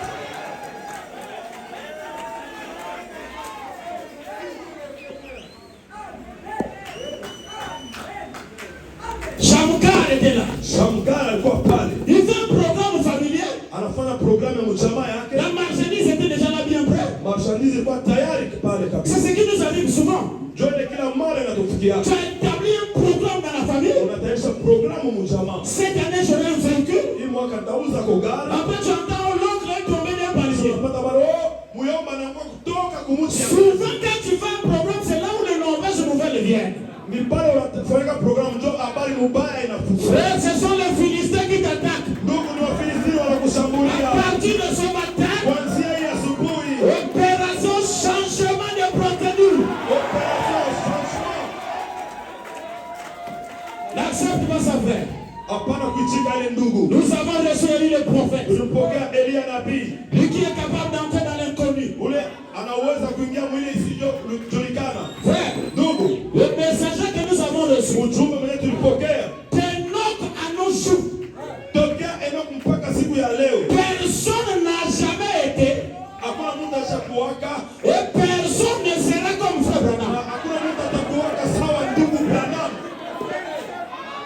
Maintenant, toi et moi, Sasa wewe na nous sommes disciples de cet homme. sisi ni wanafunzi wa Ça Mungu. veut dire que personne aussi ne sera comme toi. Manake hapa Regarde, les gens hésitent. sawa wewe. Quelqu'un Mtu et quelqu'un na mtu derrière quelqu'un. ni mtu nyuma ya mtu. Je reprends. Nasema tena. Quelqu'un Mtu fulani et quelqu'un ni mtu fulani derrière quelqu'un. mkofu nyuma ya mtu mwingine. Quelqu'un Mtu fulani et quelqu'un ni mtu fulani derrière quelqu'un. nyuma ya mtu fulani mwingine. Si on te reçoit, c'est parce que tu es derrière quelqu'un. Dada, kama wanakupokea kwa sababu kwa nyuma ya mtu Si wewe. on nous respecte aujourd'hui, c'est parce que nous sommes derrière quelqu'un. Kama wanatuheshimia leo ni kwa sababu tuko Si nyuma. je suis à liste maintenant parce que je suis derrière quelqu'un. Oh la la. Kama niko kulisi ekali ni kwa sababu niko nyuma ya Si mtu. tu veux être béni obligatoire, tu dois être derrière quelqu'un. Ukitaka kubarikiwa ni mapaswa kuwa nyuma ya mtu mwingine. Quelqu'un est quelqu'un. Mtu fulani ni mtu Derrière quelqu'un. nyuma ya mtu. Shamgar était là. Shamgar alikuwa pale. Il regarde par la fenêtre. Anaangalia kupitia dirisha. 600 Philistins. Wafilistini 600. Il regarde son épouse. Anaangalia mke wake. Il regarde les enfants. Anaangalia watoto. Il regarde les provisions. Anaangalia mapato ya mashamba. C'est vrai que l'année passée, ils sont venus. Ni kweli mwaka uliopita walikuya. 2015, ils sont venus. 2015 walikuya. Et cette année aussi, je dois encore accepter. Na hii mwaka tena nikubali ile. Tout à l'heure, je viens de promettre à ma femme et mes enfants Akwekwa wakati mrefu nalaka mke wangu na watoto yangu. qu'ils auront des chaussures et des robes. Ya kwamba watapata mankanjo na viatu. Maintenant, si je n'attaque pas, je serai un faux prophète. Sasa kama sisambulie nitakuwa nabii wa uongo. Parce que je viens de promettre les bénédictions à ma famille. Natokea mkulaka jamaa yangu mabaraka. Comme un homme doit tenir ses paroles, Sasa vile mwanaume anapasa kushika maneno lake. alors Shamgar, Oh la la, Shamgar basi. il dit, oh le Koya et Ya, Leo njo leo. advienne que pourra. Vile vitakuwa njo vile. Frère, Ndugu, même quand tu n'es pas fort, mais devant ta femme, il faut montrer que tu es fort. hata kama unakaa mzaifu lakini mbele ya bibi yako onyesha sema uko mwanaume. Chaque papa se sent fort devant sa femme et les enfants. Kila baba anakuweka wa nguvu mbele ya mke wake na watoto Même yake. si tu n'es pas fort, mais tremble pour que les enfants sachent que tu te bats quand même. Hata kama hauna nguvu, tetemeka hata kidogo, bibi na watoto wasema huyu ni kidogo, nimsome kwa nabii. Frère Branham dit ceci. Anasema hivi ndugu Branham. Il dit ceci. Anasema hivi. La prédication, la préparation. Mahubiri matayarisho. Prédication 53, paragraphe 69. Ilihubiriwa mwaka 53. La juste colère du pauvre Shamgar s'est enflammée.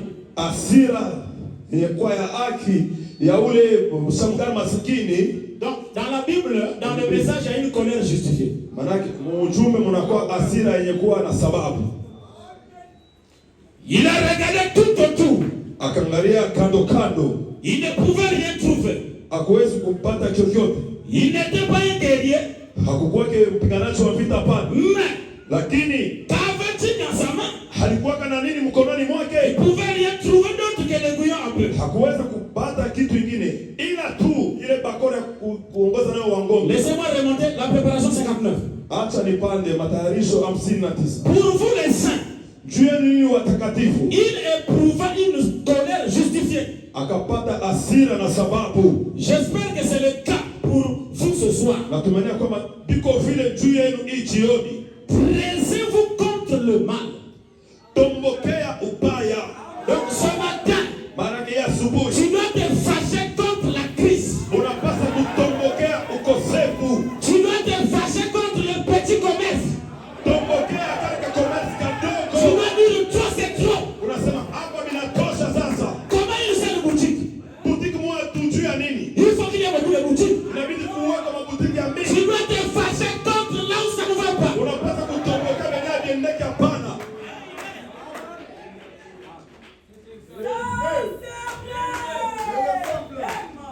Dressez-vous contre le mal. Tombokea ubaya. Dressez-vous contre ce vieux fauteuil roulant. Tombokea hiki kiti cha kutembea cha zamani. Je vous autorise de vous fâcher. Na waruhusu upate Tu dois te kutombokea. fâcher contre la vie des locataires. Tombokea maisha Tu kulipia. dois dire, moi, fils de Malassika, toujours locataire, je refuse. Refuse ça ce matin. Tana ile hii asubuhi. Tu dois te fâcher contre le petit salaire. Utombokea mshahara kidogo. Tu dois te fâcher contre la vie de fiançailles. Tombokea maisha ya kuchumbiana. Jusqu'à quand tu vas demeurer fiancé? Mpaka wakati gani utakuwa? Il faut que le mariage soit célébré ici. Inabidi ndoa ibarikiwe hapa. Tu te fâches contre le fait de marcher à pied. Unatombokea kutembea. Est-ce que quelqu'un comprend ce matin? Asubuhi. La juste colère de Shanga. Hasira takatifu ya Shangaa. Fâche-toi contre la crise. Tombokea ukosefu. Fâche-toi contre la pauvreté. Tombokea umaskini. Fâche-toi contre la maladie. Tombokea magonjwa. Comment? Namna gani? Chaque fin du mois, tu bois les médicaments comment? Kila mwisho ya mwezi. La sainte colère de Shanga. Hasira takatifu ya La Shangaa. sainte colère de Miss Tabernacle. Hasira takatifu ya Kanulisi. Dressez-vous contre les fauteuils roulants. Tombokea katika kiti cha kutembea kwa zamani. Dressez-vous contre la vie des locataires. Tombokea maisha kulipia nyumba. Est-ce que quelqu'un va se fâcher ce matin? Kuna mtu anataka kutomboka na kushirika ile asubuhi. Ne te fâche pas contre ton voisin. Usishirikie jirani wako. Fâche-toi contre ce qui te dérange. Tombokea shirikia kenye kuna kuuzi. Comment tout le monde dort la nuit sauf toi? Namna gani watu wote usiku wanalalaka. Fâche-toi contre l'insomnie. Ewa, tombokea ukosefu wa usingizi. Chaque fois tu dois boire des somnifères. Comment? Kila mara paka ukule ya kulalisha na dawa kulalisha nayo usingizi.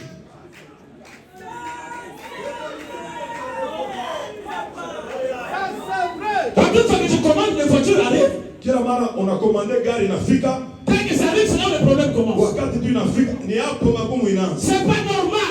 Haiko sawa. Tu dois te fâcher contre ce système. Unapaswa kutombokea ile matengenezo. Tu dois dire, ça doit s'arrêter ce matin.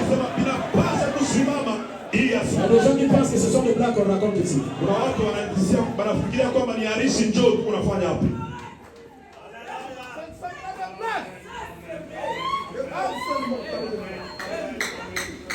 Vraiment, Shangara, regardez. Brahma anasema Shamgara kaangalia. Mais âge, je suis même pas guerrier. Hata vile sina mpiganaji. Qu'est-ce que... Mais comme il était fermier, Sababu alikuwa mulimaji. il attrapait l'aiguillon. Akachukua ile bakora. Maintenant, cet aiguillon mesurait 1 mètre, 2 mètres 13. Ndio anasema ile muti ilikuwa na metre 2. Il a pris ça. Akaibeba. Lui, il était fermier. Yeye alikuwa mulimaji. Il a attrapé l'aiguillon. Akabeba ile fimbo. Toi, tu es chauffeur. Wewe uko chauffeur. Attrape le permis. Beba permis. Tu es peintre. Uko kupenda. Attrape le pinceau. Beba brosse. Je me rends dans ma main. Amen. Tu es enseignant. Wewe ni mwalimu. Attrape la craie. Baba mpemba. Tu es policier. Wewe uko polisi. Attrape le sifflet. Chukua Tu filimbi. es musicien. Uko mwimbaji. Attrape le micro. Baba mikro. Que y a-t-il dans ta main? Oh, una nini mikononi mwako?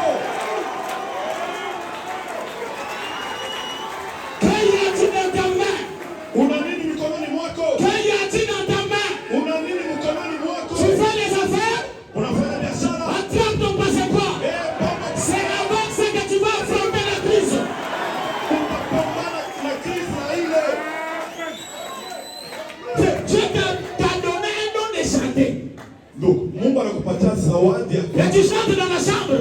Uko naimia mchumba yako kulalia. Mais comment Dieu va t'utiliser? Namna gani basi Mungu atakutumia? Il y a des gens qui rêvent, hein? Kuna watu wanalotaka. Tu dois connaître ton travail. Tunapaswa kujua kazi yako. Si tu es chauffeur, sois fier d'être chauffeur. Kama wewe ni dereva, uwe na fieri ya kuwa dereva. Si tu es musicien, chante le message. Kama kwa mwimbaji, uimbe ujumbe. Si tu es prédicateur, creuse dans la parole. Oh là là. Wewe ni mhubiri, chimba katika. Si tu es menuisier, ne sois pas escroc. Kama kwa mseremala, usikuye mkorofi. Tu es couturier, sois honnête. Uwe kushona, uwe mwenye kuwa mtu wa haki. Quand y a-t-il dans ta main? Una nini mkononi Quand mwako? y a-t-il dans ta main ce matin? Asubuhi una nini mkononi mwako? Revenons dit ceci. Anasema hivi ndugu Branham. Revenons dit. Anasema ndugu Branham. Dans la prédication. Ndani ya mahubiri. Aïe, aïe, aïe, aïe. Oh Revenons. là là, ndugu Branham. Le puissant conquérant. Mshindaji wa Le puissant uwezo. conquérant. Mshindaji wa uwezo. 58 paragraphe 19. 58:19. Vous voulez écouter le prophète? Unataka kumsikia nabii? Tu n'es pas Shamgar. Wewe hauko Tu Shamgar. as reçu un prophète. Ulimpokea nabii. Tu ne dois pas te réjouir de cette commission. Hapana kufurahi na ile hali. Ce matin, Jésus est venu ressusciter la Sainte Colère. Asubuhi nimekuja kufufua hasira takatifu. Revenons dit ceci. Anasema hivi ndugu Le Branham. puissant conquérant paragraphe 19. Mshindaji wa uwezo 19. Combattez avec ce que vous avez dans vos mains. Amen. Kombana na kenye unako mikononi mwako. Que y a-t-il dans ta main, frère? Uko na nini mkononi mwako ndugu? Que y a-t-il dans ta main? Una nini mkononi mwako? Tu es pianiste? Wewe kumpiga kinanda? Mais le piano peut t'amener aux États-Unis. Piano inaweza kupeleka kwa Si tu prends ça au sérieux, ukiacha mizaa, tu coiffes les cheveux, unakataka nywele, la coiffe t'amène loin. kukata kwa nywele kutakupeleka. Si tu veux prendre ça au sérieux, Kama unaweza kuacha mizaa. Frère Branham dit, Ndugu Branham anasema, Dieu avait choisi Élisée pour suivre Élie. Mungu alimchagua Eliza amfuate Elia C'est parce que quand Élisée conduisait le peuple, kwa sababu wakati Elia alikuwa anaongoza ngombe, quand il faisait des champs, wakati Eliza alikuwa anafanya mashamba, ses sillons étaient droits. ile mifereji ilikuwa ya kunyoloka. C'est la raison pour laquelle Dieu l'avait pris, parce que étant droit dans les affaires, il sera droit dans la parole. Ndio sheria ambayo Mungu alimchagua. Sasa alikuwa mwenye kunyoloka mbiashara, hata katika neno hatakuwa mtu wa kunyoloka. Frère Branham dit même Zachée, Ndugu anasema hata Zakayo pour trouver Jésus, il devait se tenir dans l'avenue appelée la droite. juu ya kumpata Yesu ilibidi asimame kwa barabara inaitwa. Frère Branham dit l'avenue appelée la droite veut dire soyez droit dans vos affaires. Ndugu Branham anasema ile barabara inaitwa la droite, maana yake mkwe penye kunyoloka biashara yenu. Combattez avec ce que vous avez en main. Kombana na kenye unacho mikononi mwako. S'il s'agit de chanter, chantez. Amen. Kama unafai kuimba, Chantez l'évangile. imba injili. Oh là là. Si vous ne pouvez rien d'autre que siffler, sifflez aussi fort que possible.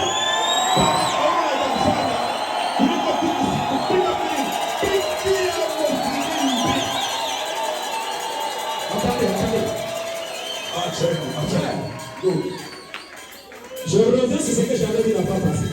Narudilia kwa kenye nilisemaka wakati Le ule. problème, nous les nations, on doit nous formater.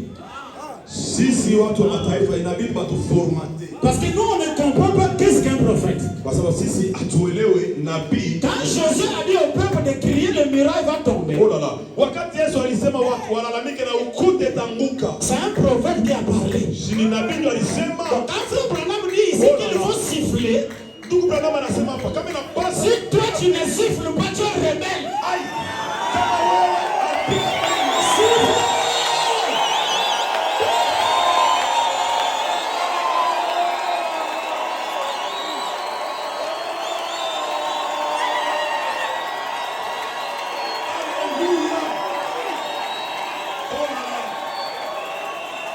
Sifflez aussi fort que possible. Pour la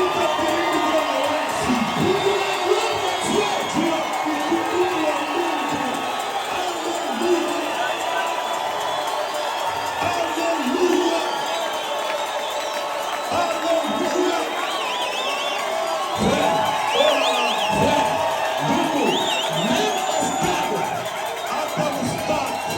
Même au stade, Même au stade, là où on adore le diable, quand on siffle, on se tient debout. Soufflez pour la gloire de Dieu.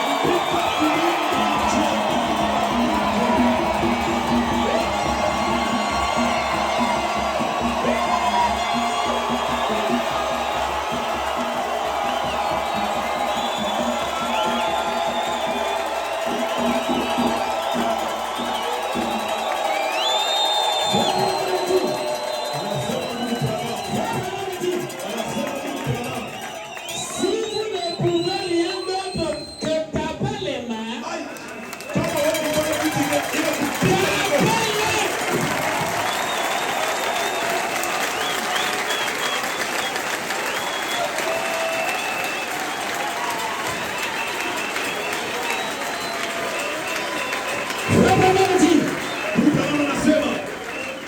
vainquez avec tout ce qui est entre vos mains. C'est-à-dire, si tu as l'argent, viens vaincre avec l'argent. Si tu as l'argent, viens vaincre avec l'argent.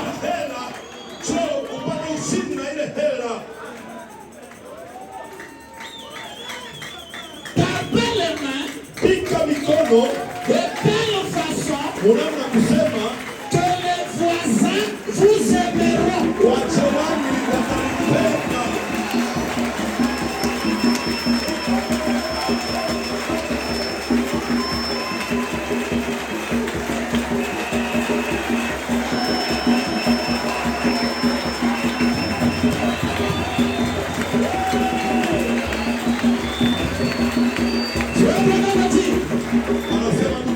Écoutons là-bas, écoutons. Il dit ceci. Oh là là. Sifflez, attendez, de telle manière que toutes les dénominations sauront que vous appartenez à Christ.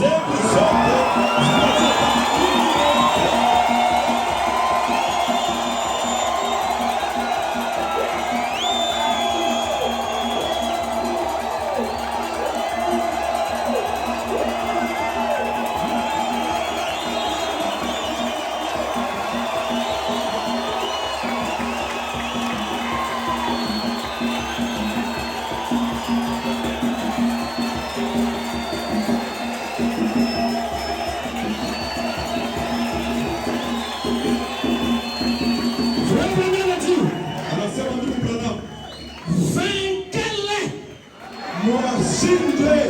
Jouez le jeu avec fair play.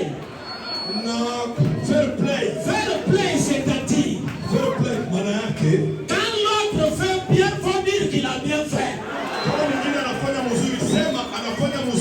Si le frère danse bien, faut accepter que le frère danse bien.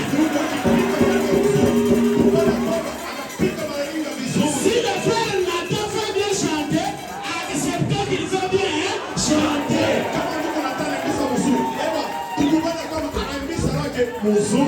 Si le frère Silas et l'autre prêche bien, acceptez qu'il prêche bien. C'est ça jouer avec fair play. Attachez vos ceintures. Si l'île tabernacle est bien nourri, acceptons qu'ici on prêche bien.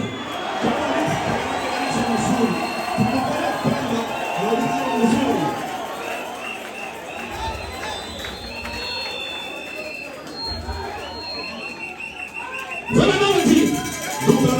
Il est 12h. Bon appétit spirituel. Quand Shamgar a regardé, il a vu qu'il s'était plus nombreux que lui. Mais toi, le nom dit que Shamgar a oublié quelque chose. Vous l'avez écouté cela? Le bonhomme dit ceci. Il pensait qu'il était seul. Il a regardé le nombre. Dans la prédication connue par l'Esprit de Dieu.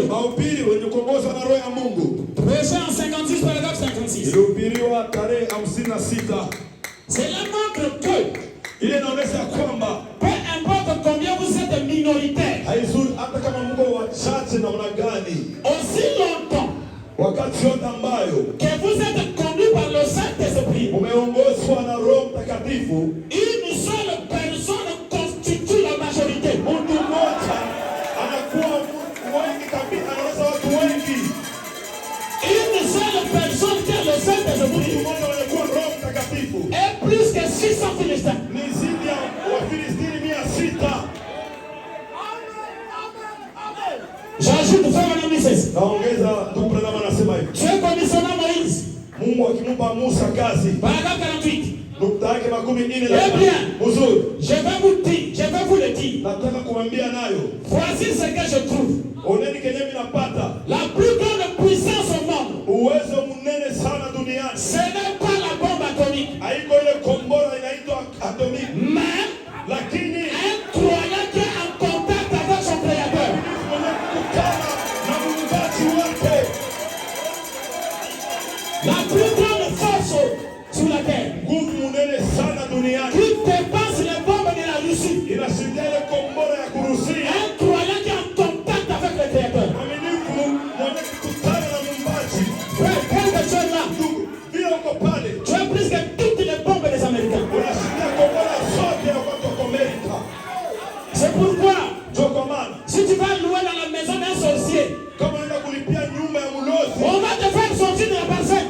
watakutoza kile ya mpango. Parce que le sorcier ne peut plus sortir à cause de toi. Mlozi hawezi tena kutoka, ni juu yako. C'est parce que tu es plus que les bombes des États-Unis, frère. Unashindia ile kombora ya Amerika. Ndugu, Quand vous êtes en réunion de famille, mkiwa mkusanyiko ya jamaa, même votre chef du quartier, votre chef de famille ne peut pas agir à cause de toi. hata wewe shefu wa jamaa hawezi kutenda kwa ajili yako. Tu dois te savoir, tu n'es pas n'importe qui. Unapaswa kuijua hauko mtu yoyote, hapana. Un trésor caché dans une vase de terre. Mali yenye kufichwa ndani ya chombo ya udongo. Nous qui avons grandi au village, Sisi tulikomelea kijijini, nous connaissons les secrets des papas qui sont au village. tunajua siri ya wababa wenye kwa kijijini. Ils aiment garder leur argent dans les habits de la brousse. Wanapendaka kuchunga makuta yao mu mavazi ya mpori, Là où tu n'as pas d'idée. bala hutawazia hata. Quand tu marches à Lubumbashi, apparemment tu n'es rien, mais tu es quelque chose. Ukitembea Lubumbashi, iko sawa na kitu, lakini uko kitu fulani. Frère quand Shamgar a regardé, Basi wakati Shamgar angalia, sa femme n'est pas partie parce qu'elle était pâle. mke wake akwenda atakwenda kwa sababu alikuwa mwenye kulekea mko wenu. Ses enfants ne sont pas partis parce qu'ils étaient anémiques. Watoto wake hawakwenda kwa sababu walikosa na damu. Frère Branham dit ceci. Ndugu Branham anasema hivi, Dans la prédication d'Israël à la mer Rouge, mahubiri Israeli kwa bahari nyekundu, Jean 53, paragraphe 122. ilihubiriwa mwaka 53,122 nukta. Savez-vous ce qui cloche dans l'église aujourd'hui? Mnajua Kenya kiendeke mkanisa leo? Mes frères, Mzuri. je crois que l'église est devenue anémique. Ndugu zangu, na mimi na kwamba kanisa inageuka kuwa inakosa damu, Elle a perdu du sang. inapoteza damu. Si par exemple j'étais un médecin Kama kwa mfano nilikuwa munganga, et qu'un homme grand mesurant 1,80 m venait vers moi, mtu munene anakuwa na 1.80 anakuja mbele yangu, et disait, dis donc, docteur, je suis faible, niko msaifu, je ne sais pas me lever, je ne fais que chanceler. niko tu nateka teka. Si toi tu viens consulter Branham, écoute maintenant. Wewe kama unaenda kumuuliza ndugu Branham, msikie sasa. Je te demanderai, Nitauliza qu'y a-t-il? nini aendeke? Bien, je ne sais pas. Mzuri, sijui, Je me sens très faible. najisikia msaifu. Je dirais, Nitasema bon, voyons, tuone kwanza, est-ce que c'est un problème d'ordre physique? eti kuna mambo inatazamia mwili? Oui, c'est cela. Ndiyo, ni hili. Et je demanderai, Na nitauliza bien, mzuri, quand avez-vous pris votre dernier repas? wakati gani ulikula mara ya mwisho? Eh bien, Mzuri, vous pesez environ 80 kilos. unakuwa na kilo 80 karibu. J'ai mangé un demi-biscuit avant hier. Nilikula kipande cha biskuit. Je dirais alors, Tasema basi, mais mon ami, lakini rafiki, vous êtes juste en train de mourir de faim. uko nakufa tu na njala. Allez prendre un bon repas Uende ukakule chakula mzuri et vous ne serez plus si faible. na utakuwa mzaifu. Hapana, On a des frères qui n'arrivent pas à résister parce qu'ils ne mangent pas bien.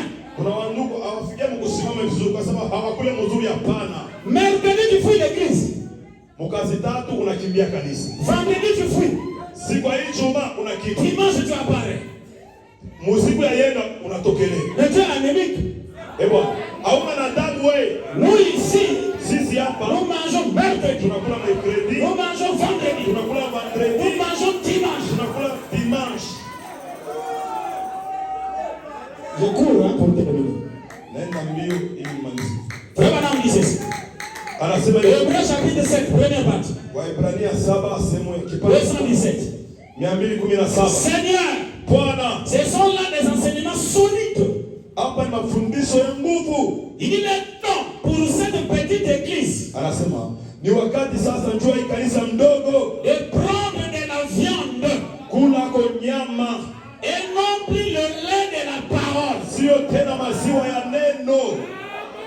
Ici nous mangeons la viande. Hapa tunakuwa na kula nyama. Je vais rappeler quelques frères la nourriture qu'on a mangé la semaine passée. Nikumbushe wa ndugu chakula tulikula. Ici nous croyons que frère Branham c'est le serpent des reins. Hapa tunaamini kwamba ndugu Branham ni nyoka wa shaba. Et ceux qui mangent ça disent amen. Wenye kula ni waseme amina.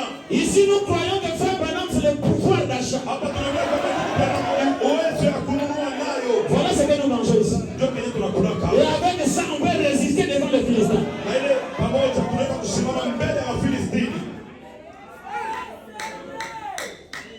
Frère Branham dit ceci. Anasema hivi ndugu Branham. Gazam, Soterel, Jelek, Azir.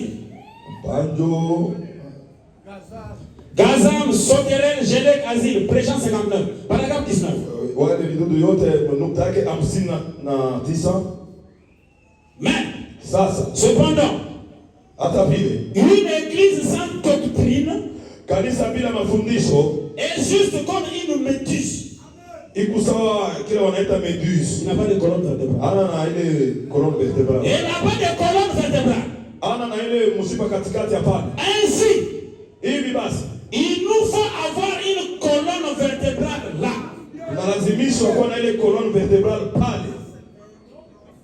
Et non pas seulement la colonne vertébrale, Sio paka ile colonne vertébrale hapana, mais aussi des dents. tena na meno, Car l'église de Dieu doit manger le pain de vie. kwa sababu kanisa ya Mungu inapaswa kula mkate ya uzima. On n'a pas seulement besoin de la bouillie. Hatulazimisha mpaka bui La hapana. bouillie pour ceux qui n'ont plus de dents.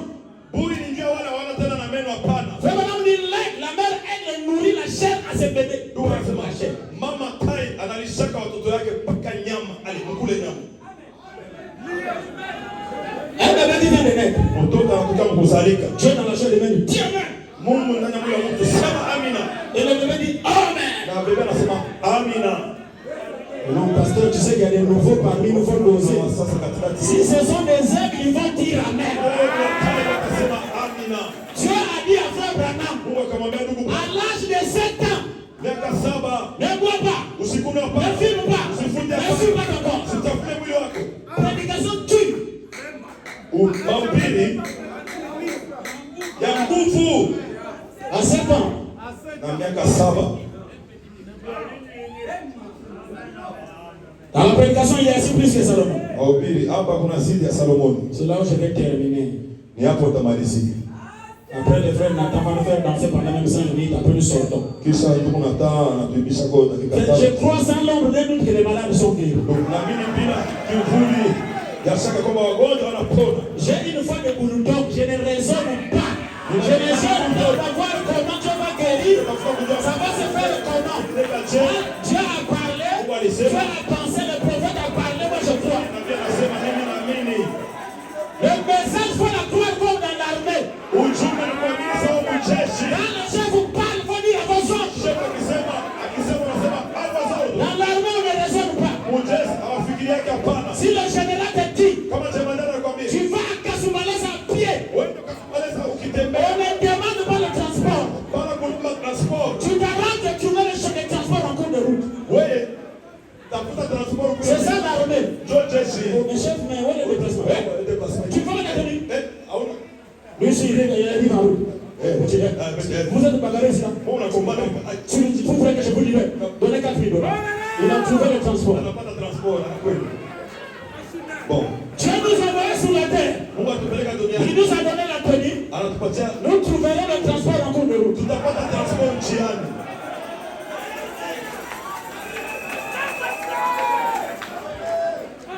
Il est plus que Salomon. Est-ce que vous sentez bien? Oh, soyez bénis. Soyez bénis. Soyez bénis. Que Dieu vous bénisse. Paragraphe 140. Et toute nation qui reçoit la bénédiction que Dieu envoie, cette nation prospère.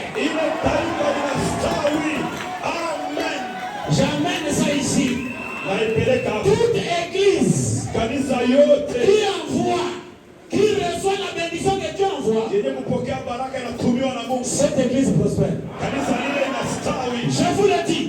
Je crois que ce soir, que notre sécurité n'est pas dans la construction des abris anti-aériens ou quelque chose du genre.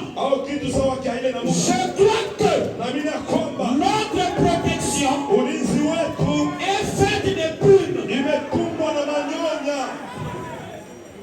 Sous ses ailes, nous nous reposons. Oh oui. Descendons en bas. Paragraphe 143. Mais il y a un endroit sécurisé. Ne prêtez pas attention à la pluie. Il y a un endroit sécurisé. C'est en Jésus-Christ. C'est sur ce roc. Je bâtirai mon église. Les portes du séjour des morts et prévenez pas contre elle. C'est cela la protection du croyant.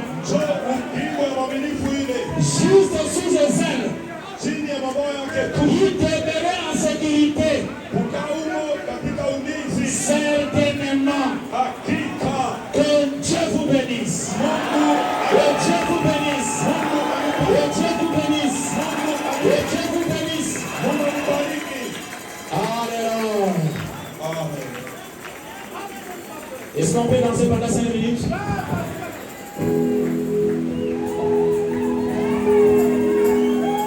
Si tu crois que Dieu bénit dans ce frère,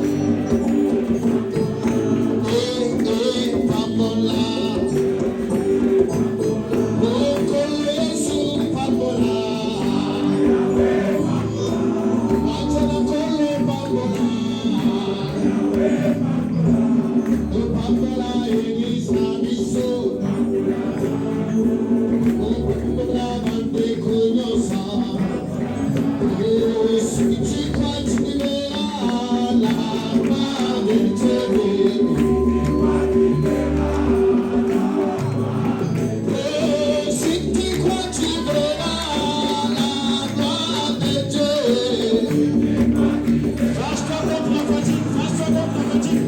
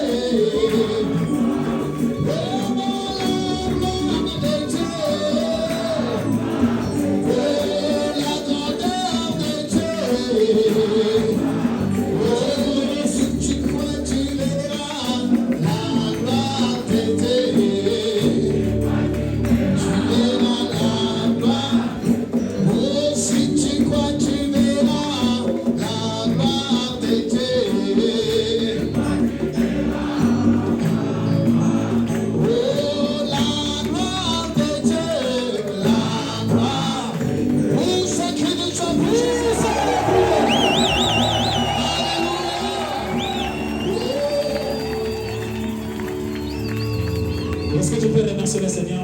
Puis le Seigneur pendant 2 minutes. Tunaweza kumpigia Mungu asante kwa dakika Je chache. donne le frère Silas pour continuer. Mwisho nitaita ndugu Silas aje amalize.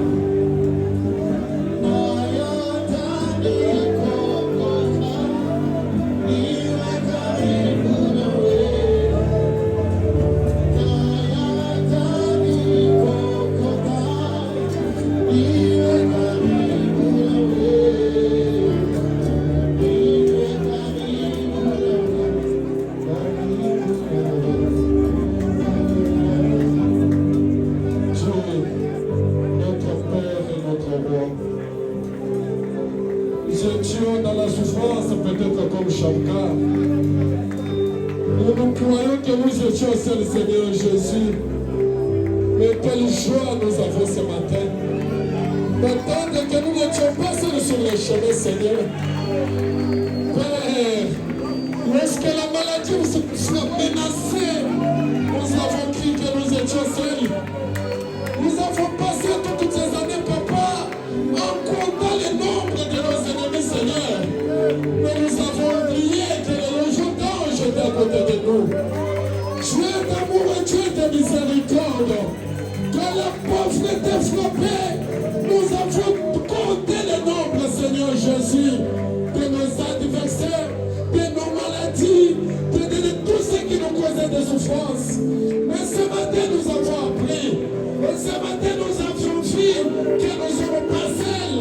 Les anges du Seigneur sont dans le camp. Dieu d'amour et Dieu de bonté, c'est pourquoi nous te disons merci, Seigneur. Merci, oh Dieu. Merci, l'éternel Dieu tout-puissant. Merci, Dieu de gloire. Merci, le Dieu qui bénit. Merci, le Dieu qui sauve. Merci, le Dieu qui délivre. Oh Seigneur, sincèrement merci Père. Merci éternel Dieu, merci. Merci Papa. Seigneur Jésus, voilà que les tactiques de l'ennemi nous laissent travailler. Et c'est à la fin qu'ils vont pour nous décourager, Seigneur. La tactique de l'ennemi, Seigneur Jésus, il laisse tous les mois tranquilles. Mais quand la fin tombe, mon Dieu, mon roi, le Seigneur tombe. Le problème suscite, Seigneur Jésus-Christ. Dieu tout-puissant, Dieu de William-Branham, là où l'ennemi persiste encore, nous venons maintenant, Seigneur Jésus-Christ, en tant que tes serviteurs, encore en vertu de la commission de William-Branham l'ange. Nous venons sous cette même commission, Père. Nous démolissons tous les programmes du diable. Nous délivrons ceux qui sont condamnés. Nous réclamons la guérison de ceux qui sont malades. Seigneur Jésus. Père céleste, Dieu tout-puissant. Lorsque ce matin, Seigneur, s'il y a celui qui était devant la maladie comme l'ennemi, Père, avec ce que nous avons dans la main, le nom du Seigneur Jésus-Christ, le message de l'heure, nous condamnons, nous maudissons chaque maladie au nom de Jésus-Christ. Seigneur Jésus, Dieu tout-puissant, Dieu de gloire et Dieu de miséricorde, s'il y en a de tes enfants qui sont sous une malédiction quelconque, ton prophète nous a dit, ceux qui sont maudits sont ceux qui ne croient pas, mais ceux qui croient, ils sont bénis. Seigneur, nous voici, Seigneur, nous croyons William Branham, nous voici, Seigneur, nous croyons au message de l'heure. Seigneur Jésus, tu as dit, pour celui qui croit ces prophètes du dernier jour, en son propre nom, il sera béni. Oh Seigneur, viens maintenant et honore ta parole. Seigneur Jésus, Dieu tout-puissant, Dieu de grâce et de gloire, s'il y a un cas dans ce bâtiment ce matin, un cas qui a tiré sans solution, Dieu d'amour et Dieu de miséricorde, nous avons vu, Seigneur, que dans ce glorieux message, toi l'ange du Seigneur, tu es toujours là pour honorer Seigneur Jésus-Christ. Laisse maintenant, Père, toi le Dieu qui est toujours la solution à tous nos problèmes. Chaque cas qui a longtemps duré, mon Dieu, mon roi, que la personne qui est victime de ce cas-là, qu'il puisse dire à son gars que dès ce matin, j'ai la solution à mon problème. Seigneur Jésus, j'ai confiance, Père, parce que je viens plusieurs reprises, tu as réellement résolu des cas difficiles. Dieu d'amour et Dieu de miséricorde. À quoi tu nous seras, bon papa, si nous venons chaque jour dans ce bâtiment et nous retournons avec nos problèmes? Seigneur Jésus, et qu'est-ce que toi-même tu gagneras? Père, tu vas nous donner de miséricorde. Allez à tes enfants dans des souffrances, dans des peines et dans des misères. Mais qu'aujourd'hui que nouveau jour se lève, que nouveau cantique soit chanté, Dieu d'amour et Dieu de miséricorde. Que notre nom de ta gloire soit ajouté dans la vie de tout un chacun. Délivre tes enfants, bénis tes enfants, guéris tes enfants. Donne à chacun, Seigneur, selon les désirs de son cœur. Merci pour ce matin. Merci pour ton serviteur, mon pasteur Pascal. Merci pour l'inspiration de ce matin, Seigneur. Merci pour ton amour, papa. Merci pour ta grâce. Et merci pour ta miséricorde. Merci pour notre pasteur, ton serviteur à l'Église quotidienne. Dieu d'amour et Dieu de miséricorde. Nuit et jour, nous ne cessons de prier pour lui. Seigneur Dieu Tout-Puissant, rends-nous toujours vainqueurs. Merci pour cette église du tabernacle. Merci pour les précieux diacres ainsi que les administrateurs. Merci pour les conducteurs de chant. Merci pour quiconque travaille dans cette église, Père. Dieu d'amour et Dieu de bonté, que la prédication de ce matin, que la bénédiction qui accompagne cette prédication accompagne tout un chacun, Seigneur Jésus. Dieu d'amour et Dieu de miséricorde, encore une fois nous remettons le pasteur Pascal en sainte main. Seigneur Jésus-Christ, bénis-nous. Bénis sa chère épouse, bénis ses enfants. Parce que lorsqu'il sera encore en train de méditer, que toi tu lui inspires davantage, afin qu'il soit encore une bénédiction pour ton peuple. Dieu d'amour et Dieu de bonté, maintenant que nous comptons réellement pour Dieu mon roi, passer à notre service de dîmes des offrandes. Bénis réellement les offrandes de tes enfants. Bénis chaque main qui sera mise dans les corbeilles. Et bénis même le Sénat qui n'en a pas peur pour que prochainement qu'il amène quelque chose.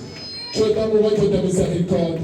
Et sur notre chemin de retour, dans ta parole il est écrit que l'ange du Seigneur campe autour de ceux qui te craignent. Que ton ange campe à côté de tout un chacun. Ce matin, Seigneur, nous ne pouvons pas quitter, après avoir vu ta présence et ta puissance et ta gloire, nous allons te dire que tu es le point le brillant du matin.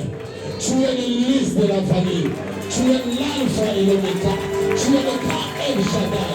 Tu es le Jéhovah Shalom. Tu es réellement Elohim le fort. Que le corps ne réserve pas. Tu es notre Seigneur. Reçois et acclame notre adoration au nom de Jésus-Christ. Amen.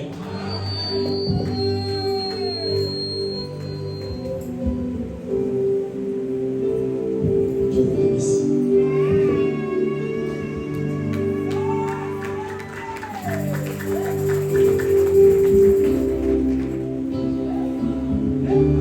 Que Dieu bénisse son serviteur. Nous revenons encore ici pour nous rappeler ce que nous sommes de la fois passée, que nous prenions à cœur. Les paniers circulent pour les offrandes ordinaires. Et après, n'oubliez pas, ne rentrez pas à la maison sans nous donner ce que vous nous avez apporté pour la construction. $1 comme nous en avons l'habitude de donner chaque dimanche. Que Dieu vous bénisse.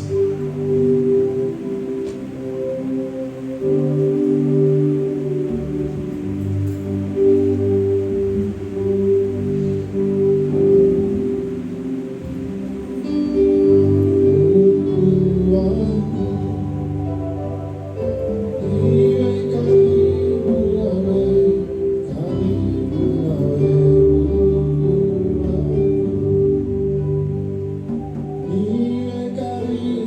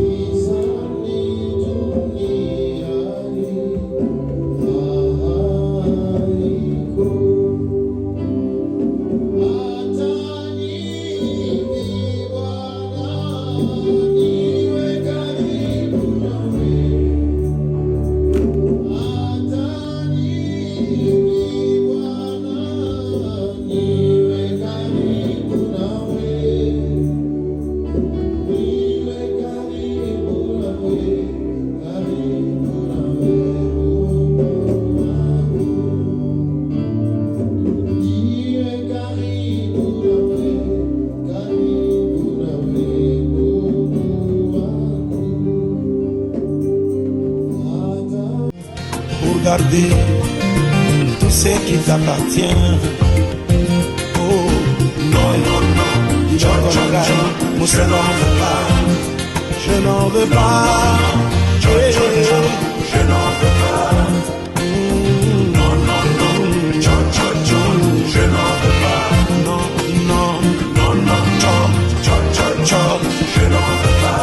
Non, non, non, non, non.